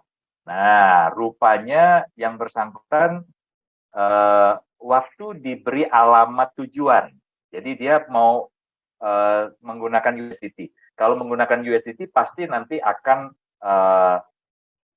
ada informasi wallet ya, alamat USDT tujuan. Nah, itu adalah wallet USDT wallet dari perusahaan ya. Jadi bukan USDT-nya siapa-siapa, itu perusahaan punya. Nagaya Technologies punya ya. Nah, rupanya yang bersangkutan ini melakukan tracking dulu, Pak. Ya, dia cek dulu di Tronscan. Jadi siapa sajalah bisa melakukan jadi Bapak sudah dengar ceritanya ya, Pak ya? Iya, tadi kebetulan ada apa namanya dari Pak Indra ya. Pak Indra sempat telepon saya. Ya, sorry, saya baru dengar tadi sore soalnya Pak ceritanya, Pak. Betul ya. Kurang lebih jam 6 tadi, jam 6 sore. Jadi 1 jam sebelum kita mengudara, Pak Indra telepon saya. Ya. Dan jadi yang bersangkutan ini rupanya dia melakukan pengecekan di Tronscan. Nah, jadi dia berpikir, wah, sekelas Nagaya, perusahaan sudah besar, 5,3 juta sekian sudah terjual, pasti di di alamat wallet ini pasti akan ada sejumlah dana yang besar. Ya, tapi ternyata dia terkejut, Pak. Dia cek hanya 62 USDT. Ya. Nah, jadi dia bilang dia ragu, masa perusahaan sebesar ini dananya cuma sekian gitu. USDT itu adalah salah satu metode saja. Ya, jadi ketika Anda melakukan USD top up, ya pilihannya selain USDT, BTC, bisa transfer langsung ke rekening perusahaan yang ada di Singapura. Ya, nanti Pak Dani kalau bisa tunjukkan, kita lihat ya sama-sama. Itu hanya salah satu metode. Nah, oke, di sini ya, Anda lihat USD wallet top up, ya. Jadi Anda bisa pilih metode yang pertama adalah melakukan bank transfer, ya, atau melalui USDT atau BTC, BUSD dan lain-lain. Nah, sekali lagi ini hanya metode saja, ya. Anda boleh pilih, tapi tujuannya adalah karena Anda ingin menempatkan sejumlah dana, ya, yang nantinya dana itu akan ditempatkan di USD wallet balance Anda. Oke, nah, coba bisa dicontohkan Pak ketika memilih USDT, ya, USDT, kemudian coba cek ke bawah Pak, ditarik ke bawah. Nah, katakan 1.000 Pak, 1.000 dolar. Di sini teman-teman kita semuanya sejahtera Pak, jadi 10.000 aja Pak. Oh, boleh, boleh, Buat sepuluh teman-teman ribu. kita di sini 1.000 nggak ada artinya Pak. Amin ya, Bapak Ibu ya. Ini saya Oke, doakan kemudian loh, next. kata-kata itu adalah doa loh. Oke, turun ke bawah. Nah, sebentar Pak, sebentar ya. Jadi ini ada total amount-nya adalah 10.250 US dollar. Ya, kenapa? Karena ada admin fee 2,5%. Ya, dan kalau 10.000 berarti 250 US dollar ya. Nah, total yang Anda harus transfer adalah 10.250 US dollar. Nah, di bawah di hadapan Anda bisa melihat itu kan ada alamat wallet tujuan. Ya, ini bisa di copy lalu kemudian bisa di tracking, ya bisa dicek di Tronscan. Nah, itu sebenarnya yang dilakukan oleh kawan kita ini. Dia melakukan pengecekan di Tronscan, lalu dia terkejut karena Hmm. kok cuma 62 dolar atau 62 USDT. Nah, sementara ada kawan kita yang lain, Pak Dani, ya, itu cek jumlahnya wallet yang lain ya, karena ini kan setiap kali kita melakukan USD top up dengan USDT, alamat ini kan berubah, Pak, ya, Berubah. Jadi kita ada diacak. 10 sampai 20 wallet. Ya, Bahkan lebih setahu akan saya. diacak. Iya. Diacak hampir sebenarnya seratusan, Pak. Oh, Ada seratusan. ratusan. Oke, ternyata Pak Betul. Yunis lebih update. Iya, Ya. seratusan. Jadi Ya. jadi ini di copy, kebetulan dia dapat satu alamat dari USDT wallet perusahaan yang dia cek 62. Sementara kawan yang lain ada yang 1.000 lebih. Ya, 1.000 lebih. Nah, teman-teman yang harus dipastikan adalah ingat ya, setiap dana yang Anda kirimkan melalui metode apa saja, setelah nanti diterima oleh perusahaan, ya, pertama yang dilakukan perusahaan adalah menempatkan US dollar itu ke USD wallet balance Anda. Nah, ya jadi ini sudah satu hal, terjadi konversi dari USDT dikonversi ke US dollar yang ditempatkan ke USD wallet balance Anda. Pak, bisa tolong ke depan Pak dashboard? Oke, kita ke dashboard. Nah, Anda lihat di sini ada USD wallet balance ya. Itu kebetulan ada 0,81. Jadi kalau tadi 10.250, 250 itu admin fee ya, itu tidak akan masuk. Jadi nanti akan ada di USD wallet balance Anda angka 10.000 US dollar. Nah, dengan angka 10.000 US dollar Anda baru bisa melakukan pembelian, Nagaya purchase. Ingat ya, itu sudah konversi loh. Dari USDT dikonversi ke US dollar. Nah, lalu kita bicara lagi. Setelah dikonversi ke Nagaya, ya Anda belikan Nagaya, berarti sah dong.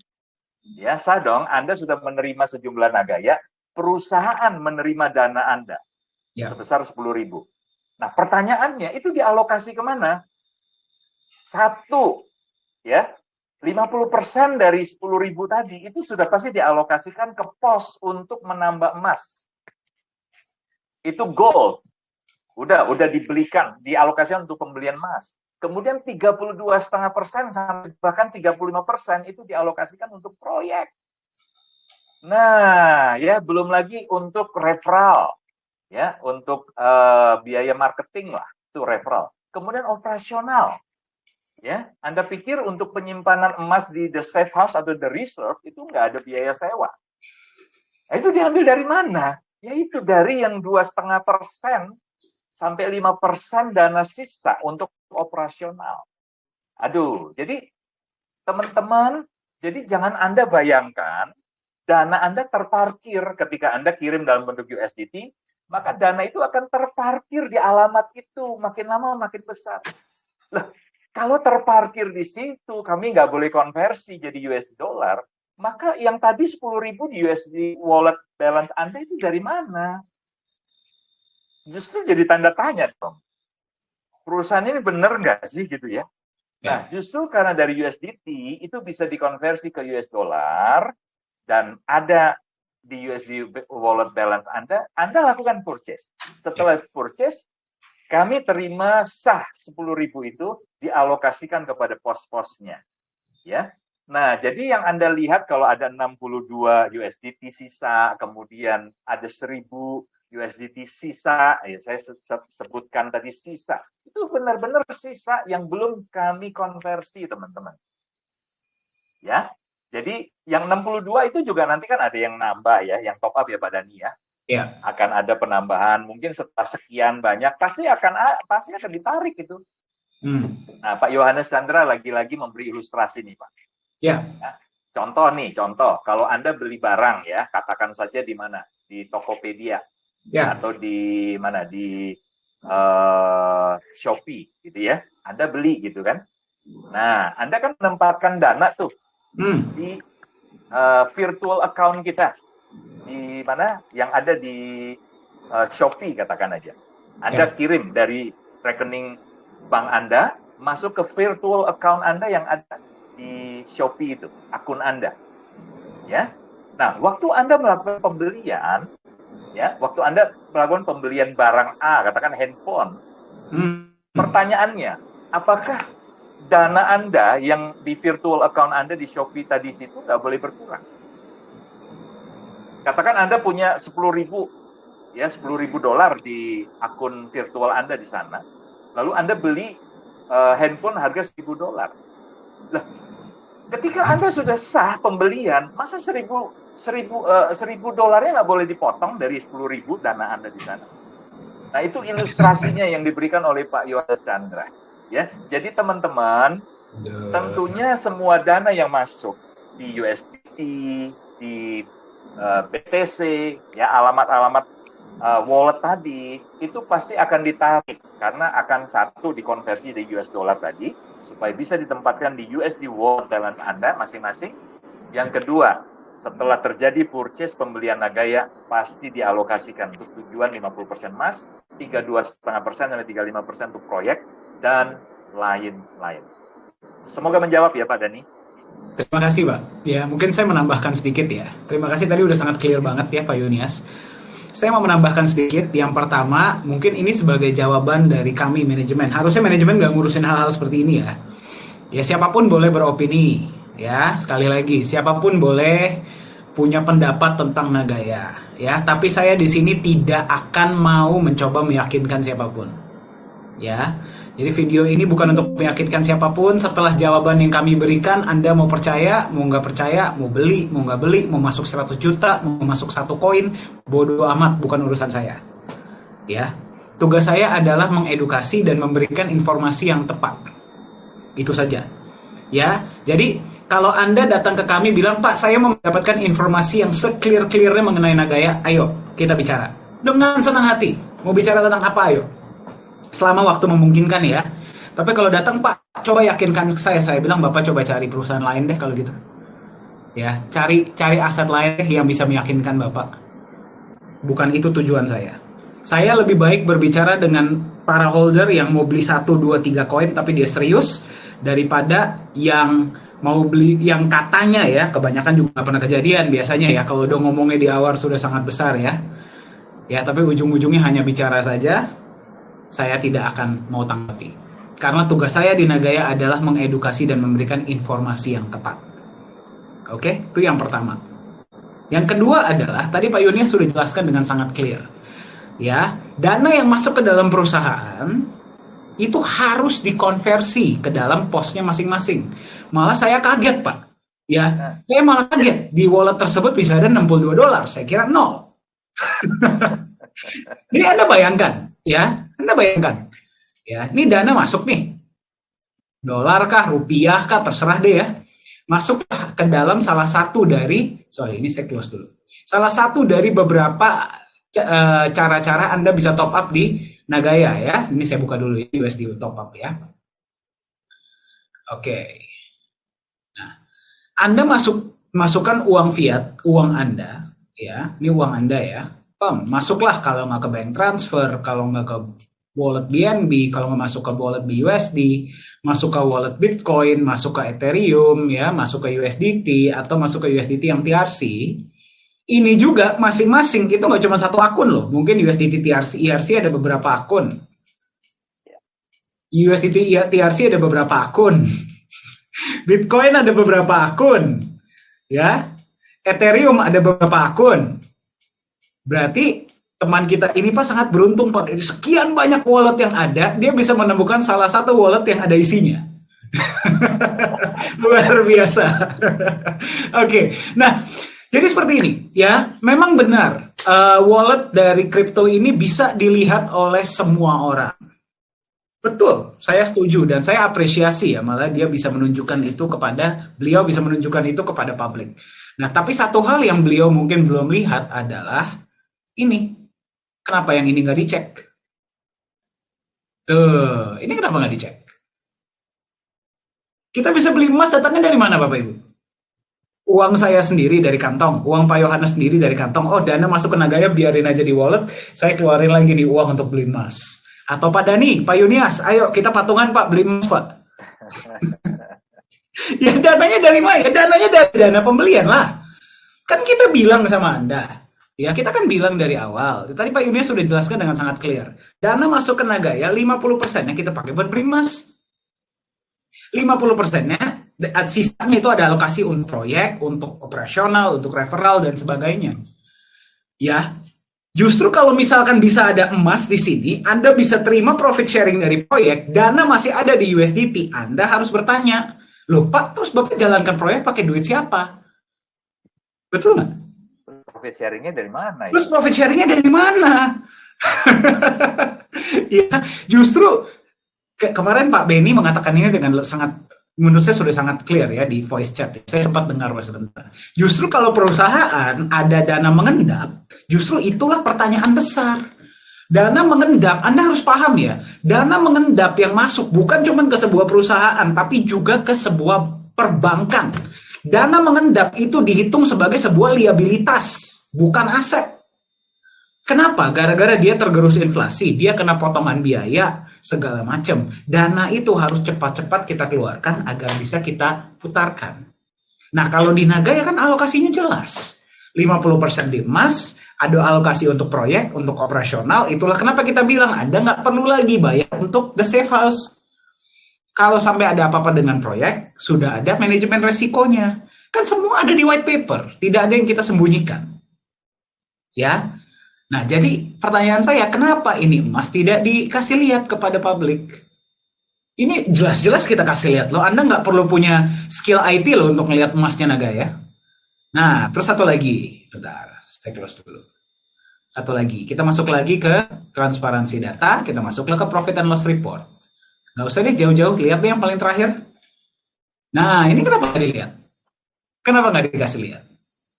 Ya, ini semua dananya jelas loh.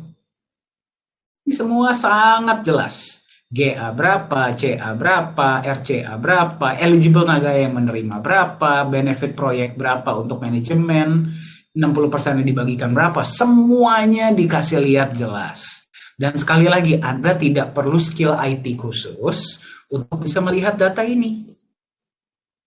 Ya, jadi mungkin pesan saya bagi teman-teman di luar sana, pertama terima kasih ya sudah mengangkat pertanyaan ini. Sekali lagi siapapun boleh punya pertanyaan, siapapun boleh membuat opini. Ya, siapapun boleh membuat opini dan kita tidak bisa menghentikan opini yang dibuat oleh siapapun karena semua orang berhak memberikan opini. Ya, cuman pesan saya, saran saya, ya saya dan Pak Yunias ini sudah dibiasakan oleh Pak Yohanes. Ya, kita sudah dibiasakan. Dani, Pak Yunias juga disampaikan ya Pak ya. Kalau berbicara harus sesuai dengan fakta dan data. Ya. Jangan buat-buat opini, jangan menggiring opini orang.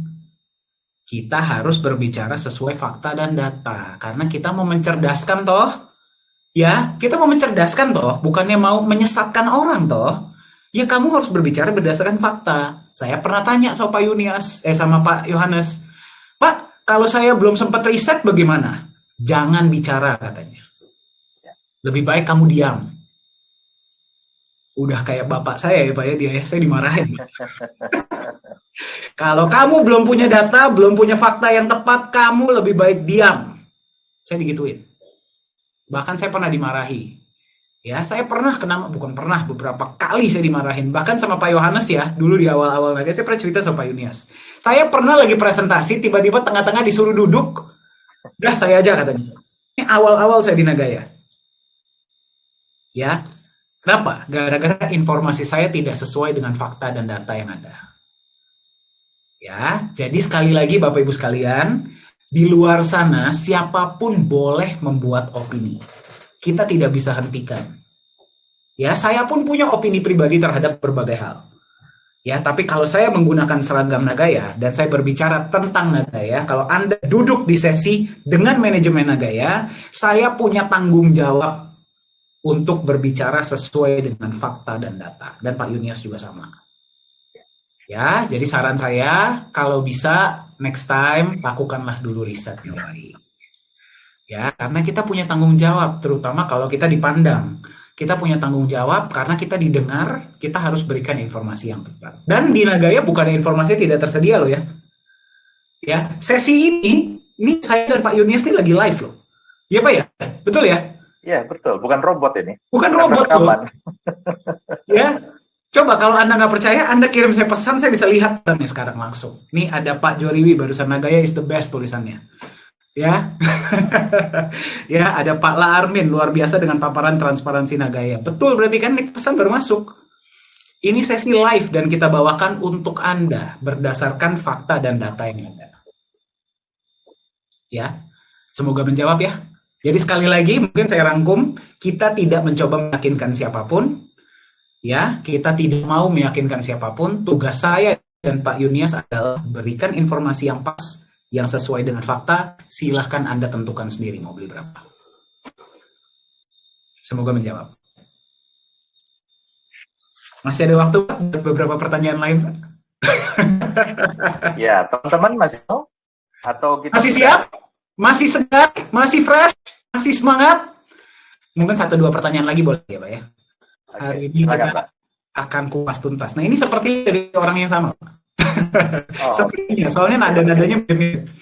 Oke, saya pernah sempat buat akun di Nagaya, tapi saya tidak bisa transaksi peer-to-peer gara-gara tidak ada wallet address.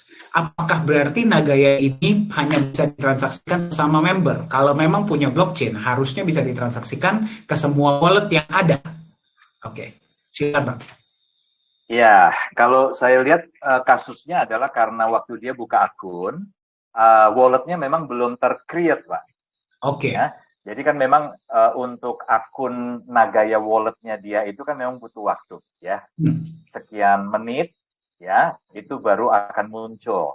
Ya. Nah, rupanya beliau mungkin waktu create account itu juga sambil live, mungkin, ya. Jadi dia tidak melihat ada muncul alamat apa namanya Nagaya wallet address-nya, ya, itu tidak dia lihat. Dan jadi dia berpikir bahwa ini hanya bisa diperjualbelikan secara virtual atau bagaimana. Jadi dia mempertanyakan juga, kalau demikian bagaimana kita klaim bahwa Nagaya ini dijalankan jaringan blockchain sendiri.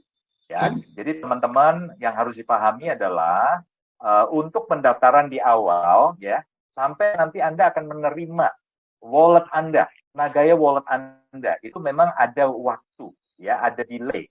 Nah, ini bukan karena, oh, kalau gitu kan sistem atau servernya Nagaya lemot dong. Tidak, semua itu butuh validasi, semua itu butuh waktu, teman-teman, ya. Dan itu pun harus nunggu sampai berhari-hari dalam hitungan menit. Anda mungkin close bentar, kemudian Anda masuk lagi, cek lagi, di refresh, udah muncul itu. Ya, nah itu tinggal di copy. Jadi ini rupanya kesalahpahaman saja, kalau saya lihat, Pak. Jadi beliaunya ini mungkin sekarang kalau dia cek akunnya sudah ada kan alamat walletnya, ya, wallet Nagayanya, ya baru dia menyadari bahwa memang benar kita bisa ditransaksikan secara peer-to-peer. Ya, nah jadi teman-teman untuk membuktikan Nagaya ini benar punya blockchain atau tidak, itu minimal ada 3 hal.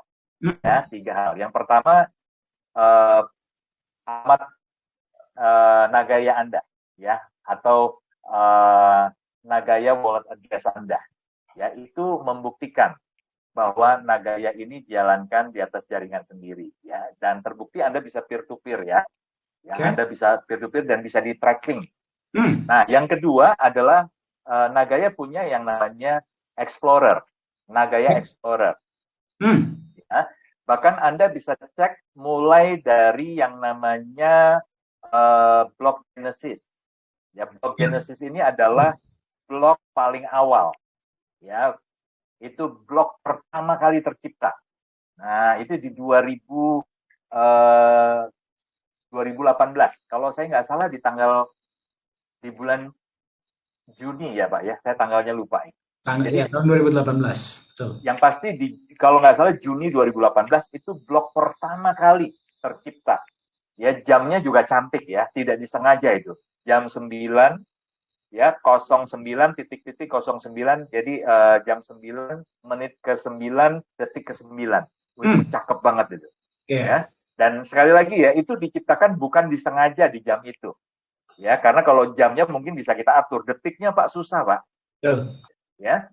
Nah, itu di blog Explorer, teman-teman bisa cek ya. Dan mereka yang paham tentang blockchain itu dengan melihat blog Explorer saja itu sudah tahu bahwa Nagaya itu dijalankan di atas sistem blockchain-nya, ya, jaringan blockchain sendiri. Nah, yang terakhir, yang ketiga adalah bukti bahwa kita ini memang punya blockchain sendiri adalah kita punya Qt Wallet, teman-teman.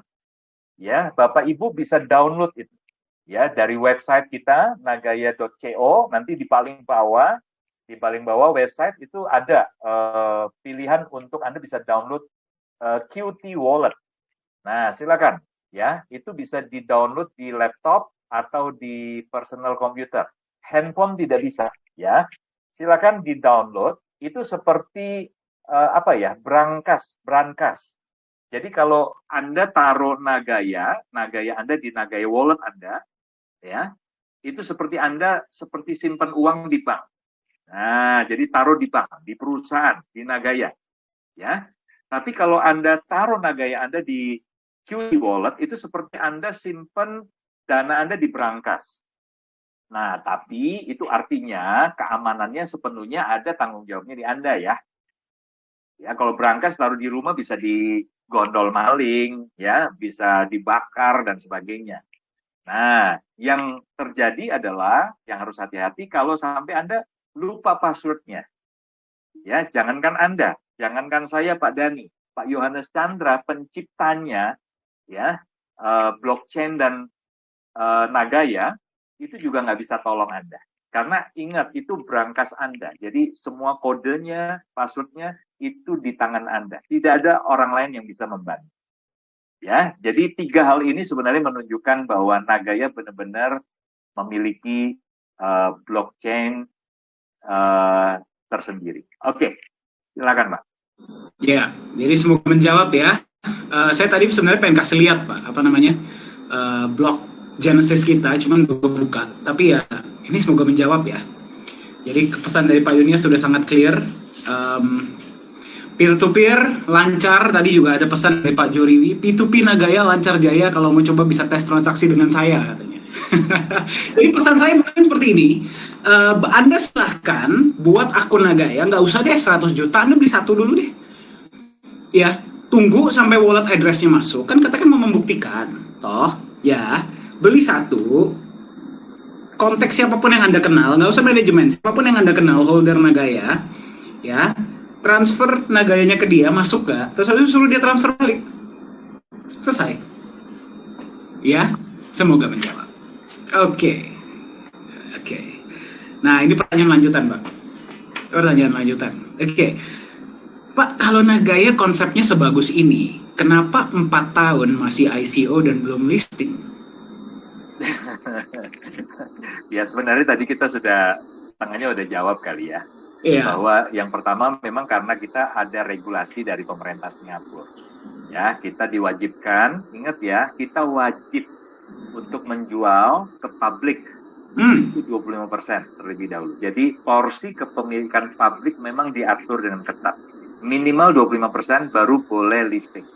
Nah, mungkin pertanyaannya begini Pak Dhani. Kenapa kok Singapura begitu ketat? Ya, teman-teman perlu diingat, coba diingat. Porsi kepemilikan perusahaan maksimal berapa? 20%. Ya. Ya. Ketika nanti kita masuk exchanger, katakan aja ya, Katakan, kita boleh diizinkan nih sama pemerintah Singapura, baru 5% atau 10% maksimal.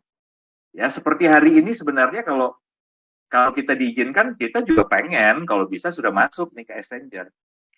Iya kan? Sudah 5 juta lebih loh. Ya, itu artinya sudah 10% kan? Nah, kalau diizinkan, ini artinya ingat ya, walaupun dibatasi developer kami itu porsinya 20%. Lebih banyak dong dengan porsi Anda. Betul kan? Artinya ya, kami masih bisa mainkan harga itu karena porsi mayoritas masih di kami loh. Ya. Jadi Bapak Ibu percayalah, kalau kami dari developer ini kami bicara, kami buka seperti ini, itu artinya benar-benar pemerintah Singapura itu berpihak kepada Anda. Ya, supaya kami dari sebagai developer ini nggak boleh macam-macam lah, artinya begitu. Ya, nah sekarang coba bayangkan kalau 25% itu market retail, ya kami cuma 20%. Apalagi kalau terrealisasi benar-benar kita cuma pegang 10% ya Pak ya, 5 juta itu kan 10% Pak. Ya berarti 25% berbanding 10%. Artinya porsi kami jauh lebih kecil untuk mengendalikan harga di tahap awal ketika masuk di Exchanger. Ya, jadi dalam hal ini teman-teman percayalah, Nagaya tidak akan pernah bisa memainkan peranan ya untuk memainkan harga dengan porsi kepemilikan yang seperti itu. Ya, jadi itu hal yang pertama kenapa kami masih selama 4 tahun ini kami masih di tahap ICO karena regulasi pemerintah Singapura yang kami harus taati. Mungkin silakan Pak Dhani kalau ada tambah. Terima kasih Pak Yunias ya, sudah sangat menjawab. Nah, tapi simpelnya tadi sudah sangat clear ya oleh Pak Yunias bahwa kita memang mengikuti regulasi Bapak Ibu.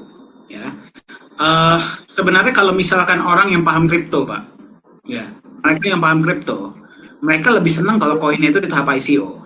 Kenapa? Gara-gara berarti masih bertanggung jawab developer.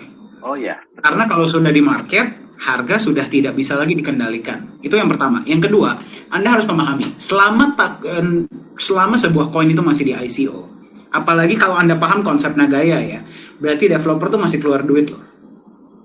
Ya, masih keluar duit untuk segala macam hal. Ya, tadi Anda sudah lihat alokasinya seperti apa.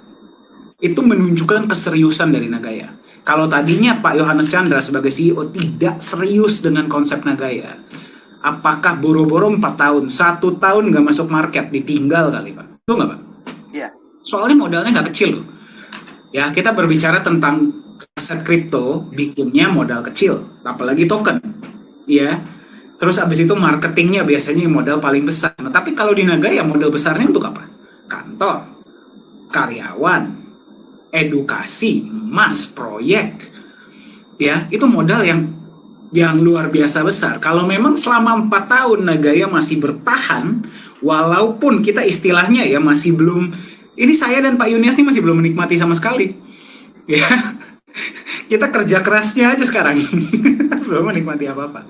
Berarti menunjukkan bahwa perusahaan ini memang serius.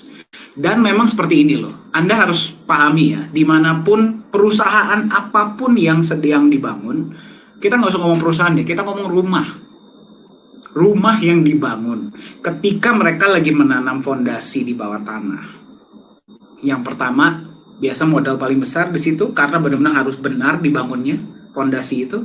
Yang kedua, nggak bakal kelihatan orang yang lewat ketika rumah tersebut atau gedung tersebut sedang dibangun, kalau lagi nanam fondasi, apa namanya Pak? Babat tanah ya? Ya, pasang bumi, paku bumi. Paku bumi. Ya tahap itu, Anda nggak bisa lihat apa-apa ke atas. Betul?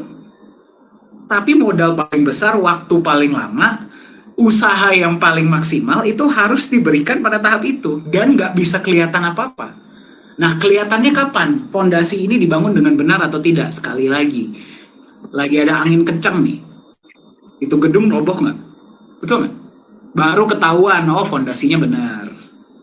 Ya, baru ketahuan pada saat itu. Nah, sama seperti Nagaya. Pada tahap pembangunan fondasi, kelihatannya tuh nggak terlalu signifikan. Ya, kelihatannya nggak terlalu signifikan. Tapi nanti ketika kita sudah masuk market, banyak koin-koin pada tumbang karena angin tadi, kita lihat Nagaya kuat nggak bertahan. Ya, jadi tapi sekali lagi, Nagaya di tahap ICO. Nah ini sekali lagi, kalau ini biasanya berdasarkan mitos ya. Sebuah koin yang belum masuk market dan masih tahap ICO, apakah berarti mereka bukan koin? Sama seperti halnya, saya selalu pakai analogi ini. Saya misalkan Pak, saya buka rumah, saya jualan sendal. Ya, saya jualan sendal nih. Sendal swallow misalkan, sendal jepit. Saya jualan berarti kan hanya ke orang-orang yang lewat rumah saya tuh. Ya, saya belum jualan di pasar nih Pak, pasar swalayan atau pasar tradisional. Saya belum jualan, saya masih jualan di depan rumah. Apakah berarti sendal saya berubah jadi sepatu? Berubah nama gitu dia, dari sendal tiba-tiba jadi sepatu boot gitu. Sendal ya sendal, masuk akal ya? Namanya sendal ya sendal, nggak bisa diberubah jadi, mau saya jual di depan rumah, mau saya jual di pasar, mau saya jual di pinggir kali. Yang namanya sendal ya sendal. Ya, kalau saya jual di market, memang benar yang bisa lihat sendal saya lebih banyak. Trafficnya bisa lebih tinggi.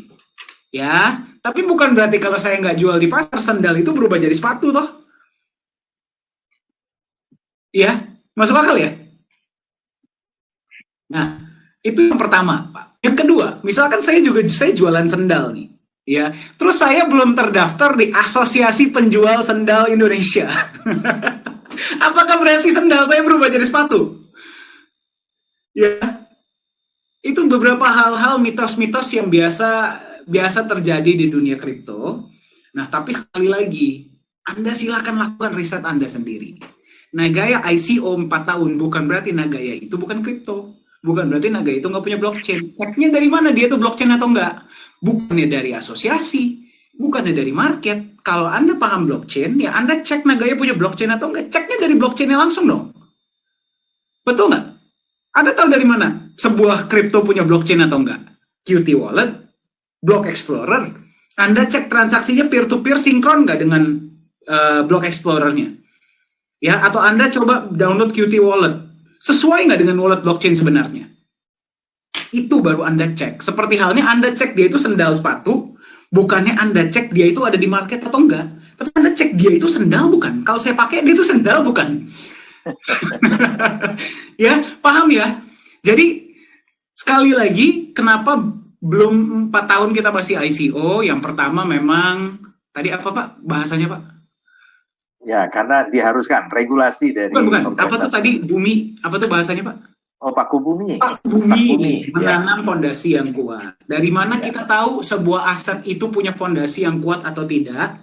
Nanti ketika kita sudah listing, ketika angin kencang, siapa yang roboh, siapa yang bertahan. Ya, dan sebuah koin masih dalam tahap ICO, bukan berarti dia bukan kripto. Seperti halnya Pak, Bitcoin pas pertama kali muncul, apakah dia sudah di exchanger? Justru exchanger itu muncul karena ada pihak-pihak yang melihat peluang. Betul? Ya, melihat peluang gitu loh. Karena ternyata transaksi peer-to-peer waktu Bitcoin, Pak, itu nggak semua orang trust juga. Betul. Betul ya, jadi saya belum kenal Pak Dhani nih. Iya. Ya, saya punya... Kenal 2020 ya Pak ya? Nah, ya, waktu itu saya sudah punya, katakan saja, dari mining ya, saya punya 10.000 Bitcoin, BTC. Ya, lalu saya tawarkan nih ke Pak Dhani. Ya. Pak, saya punya 10.000. Ya. Katakan Bapak trust betul, percaya bahwa Bitcoin akan bernilai gitu ya. Nah, tapi sebelumnya kita belum pernah kenal. Bapak dari negara mana juga saya nggak tahu. Kita kenalan semuanya itu di udara aja. Online. Nah, sekarang Bapak yakin mau transfer dulu dananya ke saya, Pak? Saya bilang, Pak Dhani, saya punya 10.000, ya. Saya jual dengan harga sekian, Bapak transfer dulu ke saya. Agak ngeri sih, Pak. Ngeri. Nah, sementara kalau Bapak sebaliknya juga minta saya kirim dulu Bitcoin-nya, ya, saya juga mikir, Pak. Ya. Saya kirim, belum tentu Pak Dhani akan bayar. Itulah kenapa ada perantara ya, Pak ya. Kemudian ada beberapa orang, ini orang-orang yang punya, ya, melihat peluang lah. Lalu menjembatani, dengan membuat exchanger. Itu salah satunya Pak alasan kenapa akhirnya muncul exchanger. Ya, dan Anda harus pahami, ketika Pak Yunius transfer Bitcoin ke saya, transfer Ethereum ke saya, transfer USDT ke saya, ya, si perantara ini, pihak ketiga, akan dapat fee dari kedua belah pihak loh. Iya. Nah, kenapa exchanger mulai muncul? Karena transaksi banyak. Tapi pertanyaan saya adalah, sebelum ada exchanger, apakah berarti Bitcoin itu bukan koin? Menurut saya itu sebuah statement yang sangat gak masuk akal, Pak. Ya. Jadi, sebuah koin itu berada di exchanger atau tidak menentukan dia itu koin atau bukan. Tahunya dari mana dia itu koin atau bukan? Dia cek blockchain-nya. Kalau kita berani bikin statement, koin ini bukan koin karena belum masuk exchanger. Nah, berarti kan Anda harusnya paham blockchain dong. Ceklah blockchain-nya. Ya. Ya, jadi semoga menjawab. Ya, ini beberapa hal-hal yang memang memang common knowledge ya. Common knowledge, tapi sekali lagi, common knowledge is not always right knowledge. Sesuatu yang apa ya bahasanya ya Pak ya, dibicarakan oleh banyak orang, dipercayai oleh banyak orang, belum tentu dia itu adalah sesuatu yang benar. Ya, semoga menjawab. Oke, Pak, apa kita close atau pertanyaan terakhir untuk hari ini? Mungkin yang terakhir ini aja Pak. Karena yang terakhir, oke. Masih semangat? Coba saya lihat. Di sini masih semangat atau sudah pada mau malam mingguan, malam Sabtuan? Oke, siap. Oke, masih semangat semua, Pak. Oke, satu pertanyaan terakhir. Yang terakhir itu tentang kenapa kok dari manajemen itu menganjurkan untuk di hold. Oke, silakan, Pak. Oke, jadi saya jawab ya. Silakan, Pak. Ya, jadi teman-teman sebenarnya dari perusahaan itu hanya bisa mendorong Anda untuk memiliki sebanyak mungkin Nagaya. Kenapa? Karena kami dari manajemen sudah memikirkan masa depan dari Nagaya ini seperti apa. Ya. Jadi karena kami atau dalam hal ini saya Pak Dhani mewakili visi dari Pak Yohanes Chandra sebagai CEO, ya. Beliau ingin Nagaya akan seperti apa ke depan, karena kami tahu betul masa depannya, itu sebabnya kami mendorong teman-teman sebisa mungkin, ya, mumpung harga terjangkau, Andalah orang-orang yang harusnya memiliki lebih awal, ya, sebanyak mungkin. Nah, itu saja. Jadi artinya kalau kami mendorong Anda memiliki, itu artinya juga sebagai sebuah dorongan untuk nge-hold, menahan. Ya, kalau Pak Dhani sering ingatkan beli lagi dan tunggu. Ya, jangan tunggu beli Nagaya, tapi beli lagi dan siapa yang suka ngomong begitu ya Pak ya? Ah itu, lupa ingatan. Ya teman-teman, seperti ini ya. Sebenarnya ketika Anda memutuskan untuk menjual, ya ingat kita dari awal dari 2018 sudah ada saluran untuk peer-to-peer. Ya tinggal Anda cari orang yang ingin membeli dari Anda dan sepakati harganya. Maka penjualan itu, ya penjualan pembelian pasti akan terjadi atau transaksi itu pasti akan terjadi. Ya dan sudah terbukti. Ya jadi sebenarnya kalau kita bicara ini sudah agak basi ya karena sudah banyak praktek teman-teman yang berjual beli, bertransaksi satu dengan yang lain dan tidak ada masalah. Nah, cuma satu hal yang saya ingin garis bawahi adalah teman-teman transaksi peer-to-peer itu sama sekali tidak menambah keuntungan, sekaligus tidak membuat perusahaan, ya dalam hal ini kami manajemen merugi. Jadi kami tidak lebih diuntungkan, tapi kami juga tidak dirugikan dengan praktek peer-to-peer. Catat ini baik-baik, ya, karena ini peer-to-peer itu kan antar holder. Dan belum ada fee ya Pak ya, kita belum charge fee ya. Dan kita tidak charge fee. Jadi kami tidak mengambil keuntungan. Jadi perusahaan tidak diuntungkan, tapi catat ini baik-baik, perusahaan juga tidak dirugikan dengan praktek itu. Kerugiannya paling cuma satu Pak Dhani, ya. Kalau peer-to-peer-nya masif, maka peluang kita untuk ke 6 juta dan ke 10 juta akan lebih lama. Ayo, siapa yang rugi? Ya. Yang pegang Nagaya dong, karena terima 2 kali, terimanya cuma sekali. Karena mungkin saja ada seseorang yang sudah punya dana nih Pak, dia mau nambah Nagaya, dia mau beli dari perusahaan dengan harga 3,82. Tiba-tiba ada tawaran Pak, lebih murah. Nah, bisa saja dia akhirnya memilih untuk peer-to-peer karena dapat harga diskon. Sah-sah saja tidak dilarang. Ya, tapi ya itu tadi, akhirnya target penjualan kita juga akan lebih lambat. Cuma itu saja. Tapi secara umum tidak ada kerugian. Peer-to-peer itu tidak merugikan pihak kami, sekaligus tidak menambah keuntungan buat kami. Jadi ini perlu dicatat kalau kami menganjurkan hold, tahan, itu tujuannya cuma satu. Karena jangan sampai Anda menyesal di kemudian hari. Ingat ya, setiap Nagaya yang Anda pegang, itu bukan saja di backup dengan emas dan emasnya bertambah. Backup emas, lindung nilainya bertambah. Tetapi yang kedua, Anda menerima benefit dalam bentuk pembagian keuntungan dari semua proyek-proyek yang nantinya akan dijalankan. Yang sudah dan yang nantinya akan. Bayangkan, dari satu proyek saja Anda setiap bulan terima 1 kali. Ya, proyek kedua nanti ketika 6 juta terjual, Anda terima 2 kali. 10 juta diusahakan, proyek ketiga sudah jalan. Ya, ketika penjualan 10 juta. Berarti per 10 hari paling tidak Anda akan terima keuntungan, pembagian keuntungan dari satu proyek. Setiap 10 hari sekali. Nah, kalau Anda jual hari ini, maka keuntungan tadi itu pindah tangan. Ya. Betul ya? Dan ingat ya, kami tidak ada kerugian, bukan berarti kalau dijual terus hilang gitu, atau nanti profit kami lebih sedikit. Enggak. Yang kami jalankan proyek real kok, ya kan? Itu tidak. Ya, jadi setiap keuntungan proyek ini akan dibagikan kepada sejumlah Nagaya yang berhak. Nah, tentunya sejumlah Nagaya yang berhak ini pemiliknya siapa? Nah, kalau hari ini karena gara-gara ada video itu, lalu Anda jadi nggak trust, kehilangan kepercayaan dengan kami, buru-buru Anda jual, nggak apa-apa. Sekali lagi, Nagaya tidak dirugikan. Ya, tapi Anda akan menyesal nanti di kemudian hari.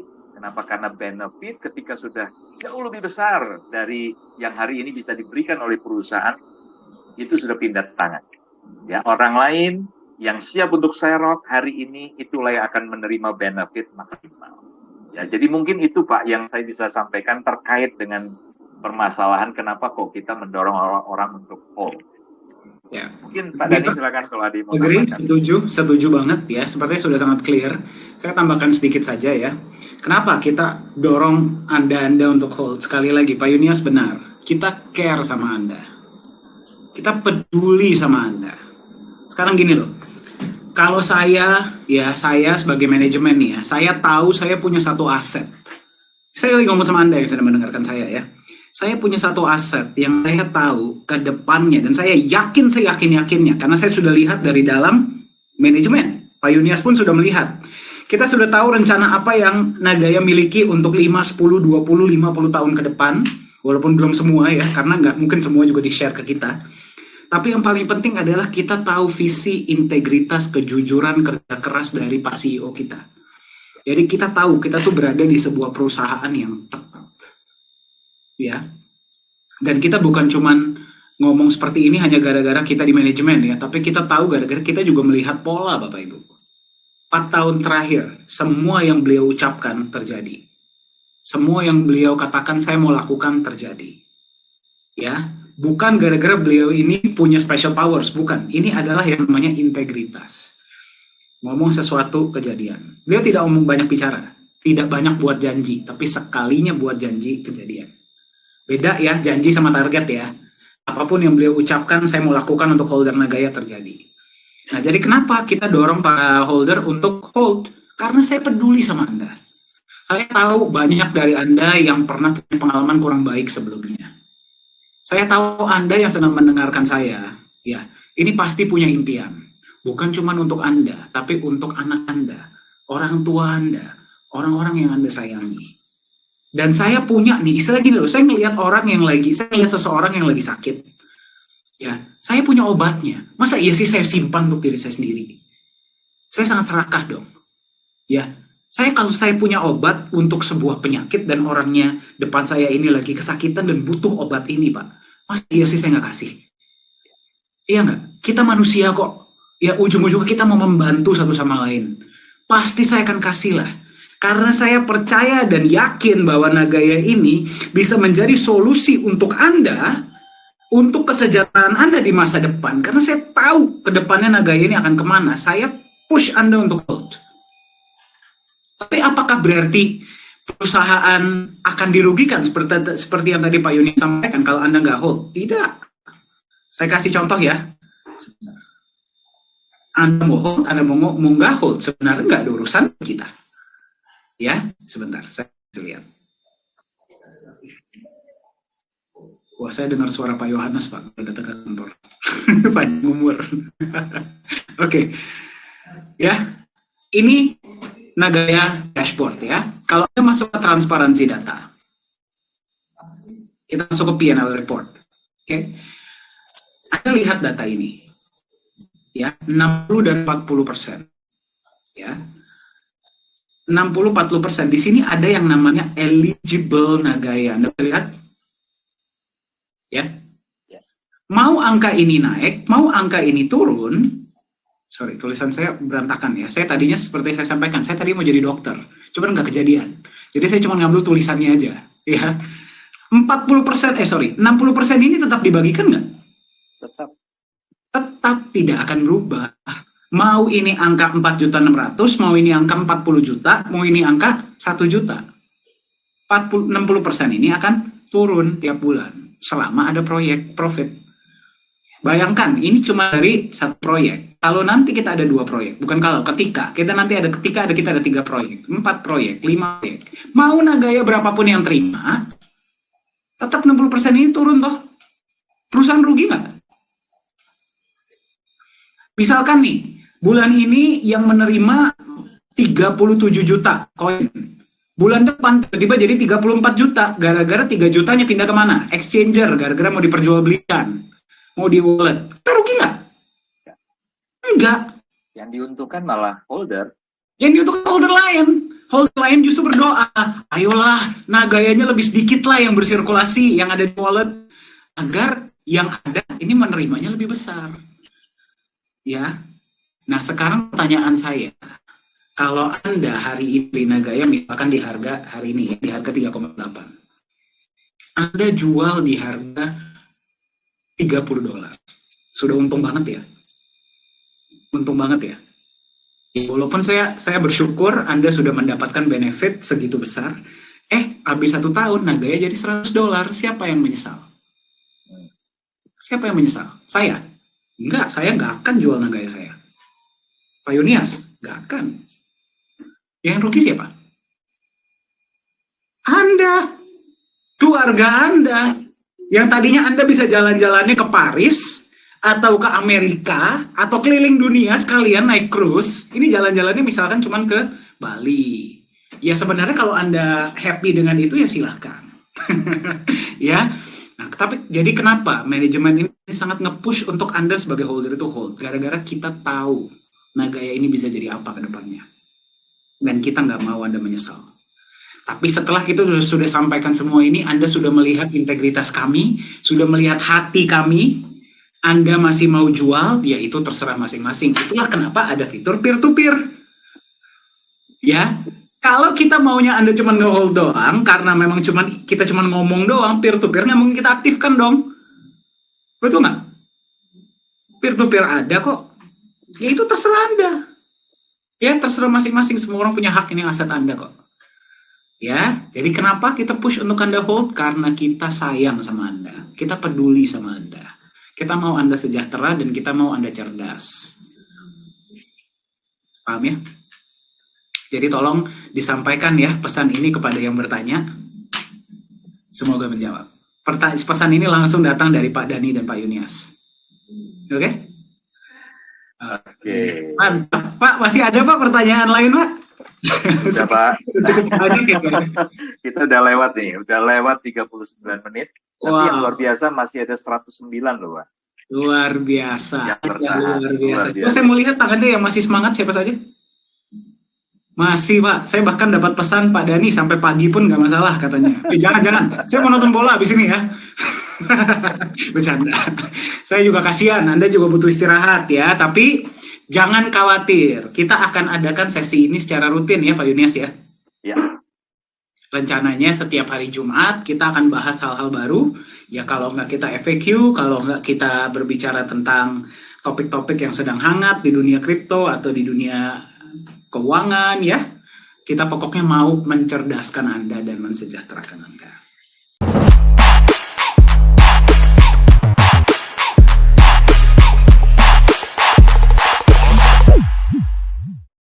Halo semuanya, selamat datang di Nagaya Family Tim Benilu. Perkenalkan, nama saya Mr. Benilu. Bergabunglah bersama kami, Tim Benilu, the biggest team in Nagaya. Orang cerdas, pilih Nagaya. We are Nagaya Family, nagayakan Indonesia, viralkan Nagaya.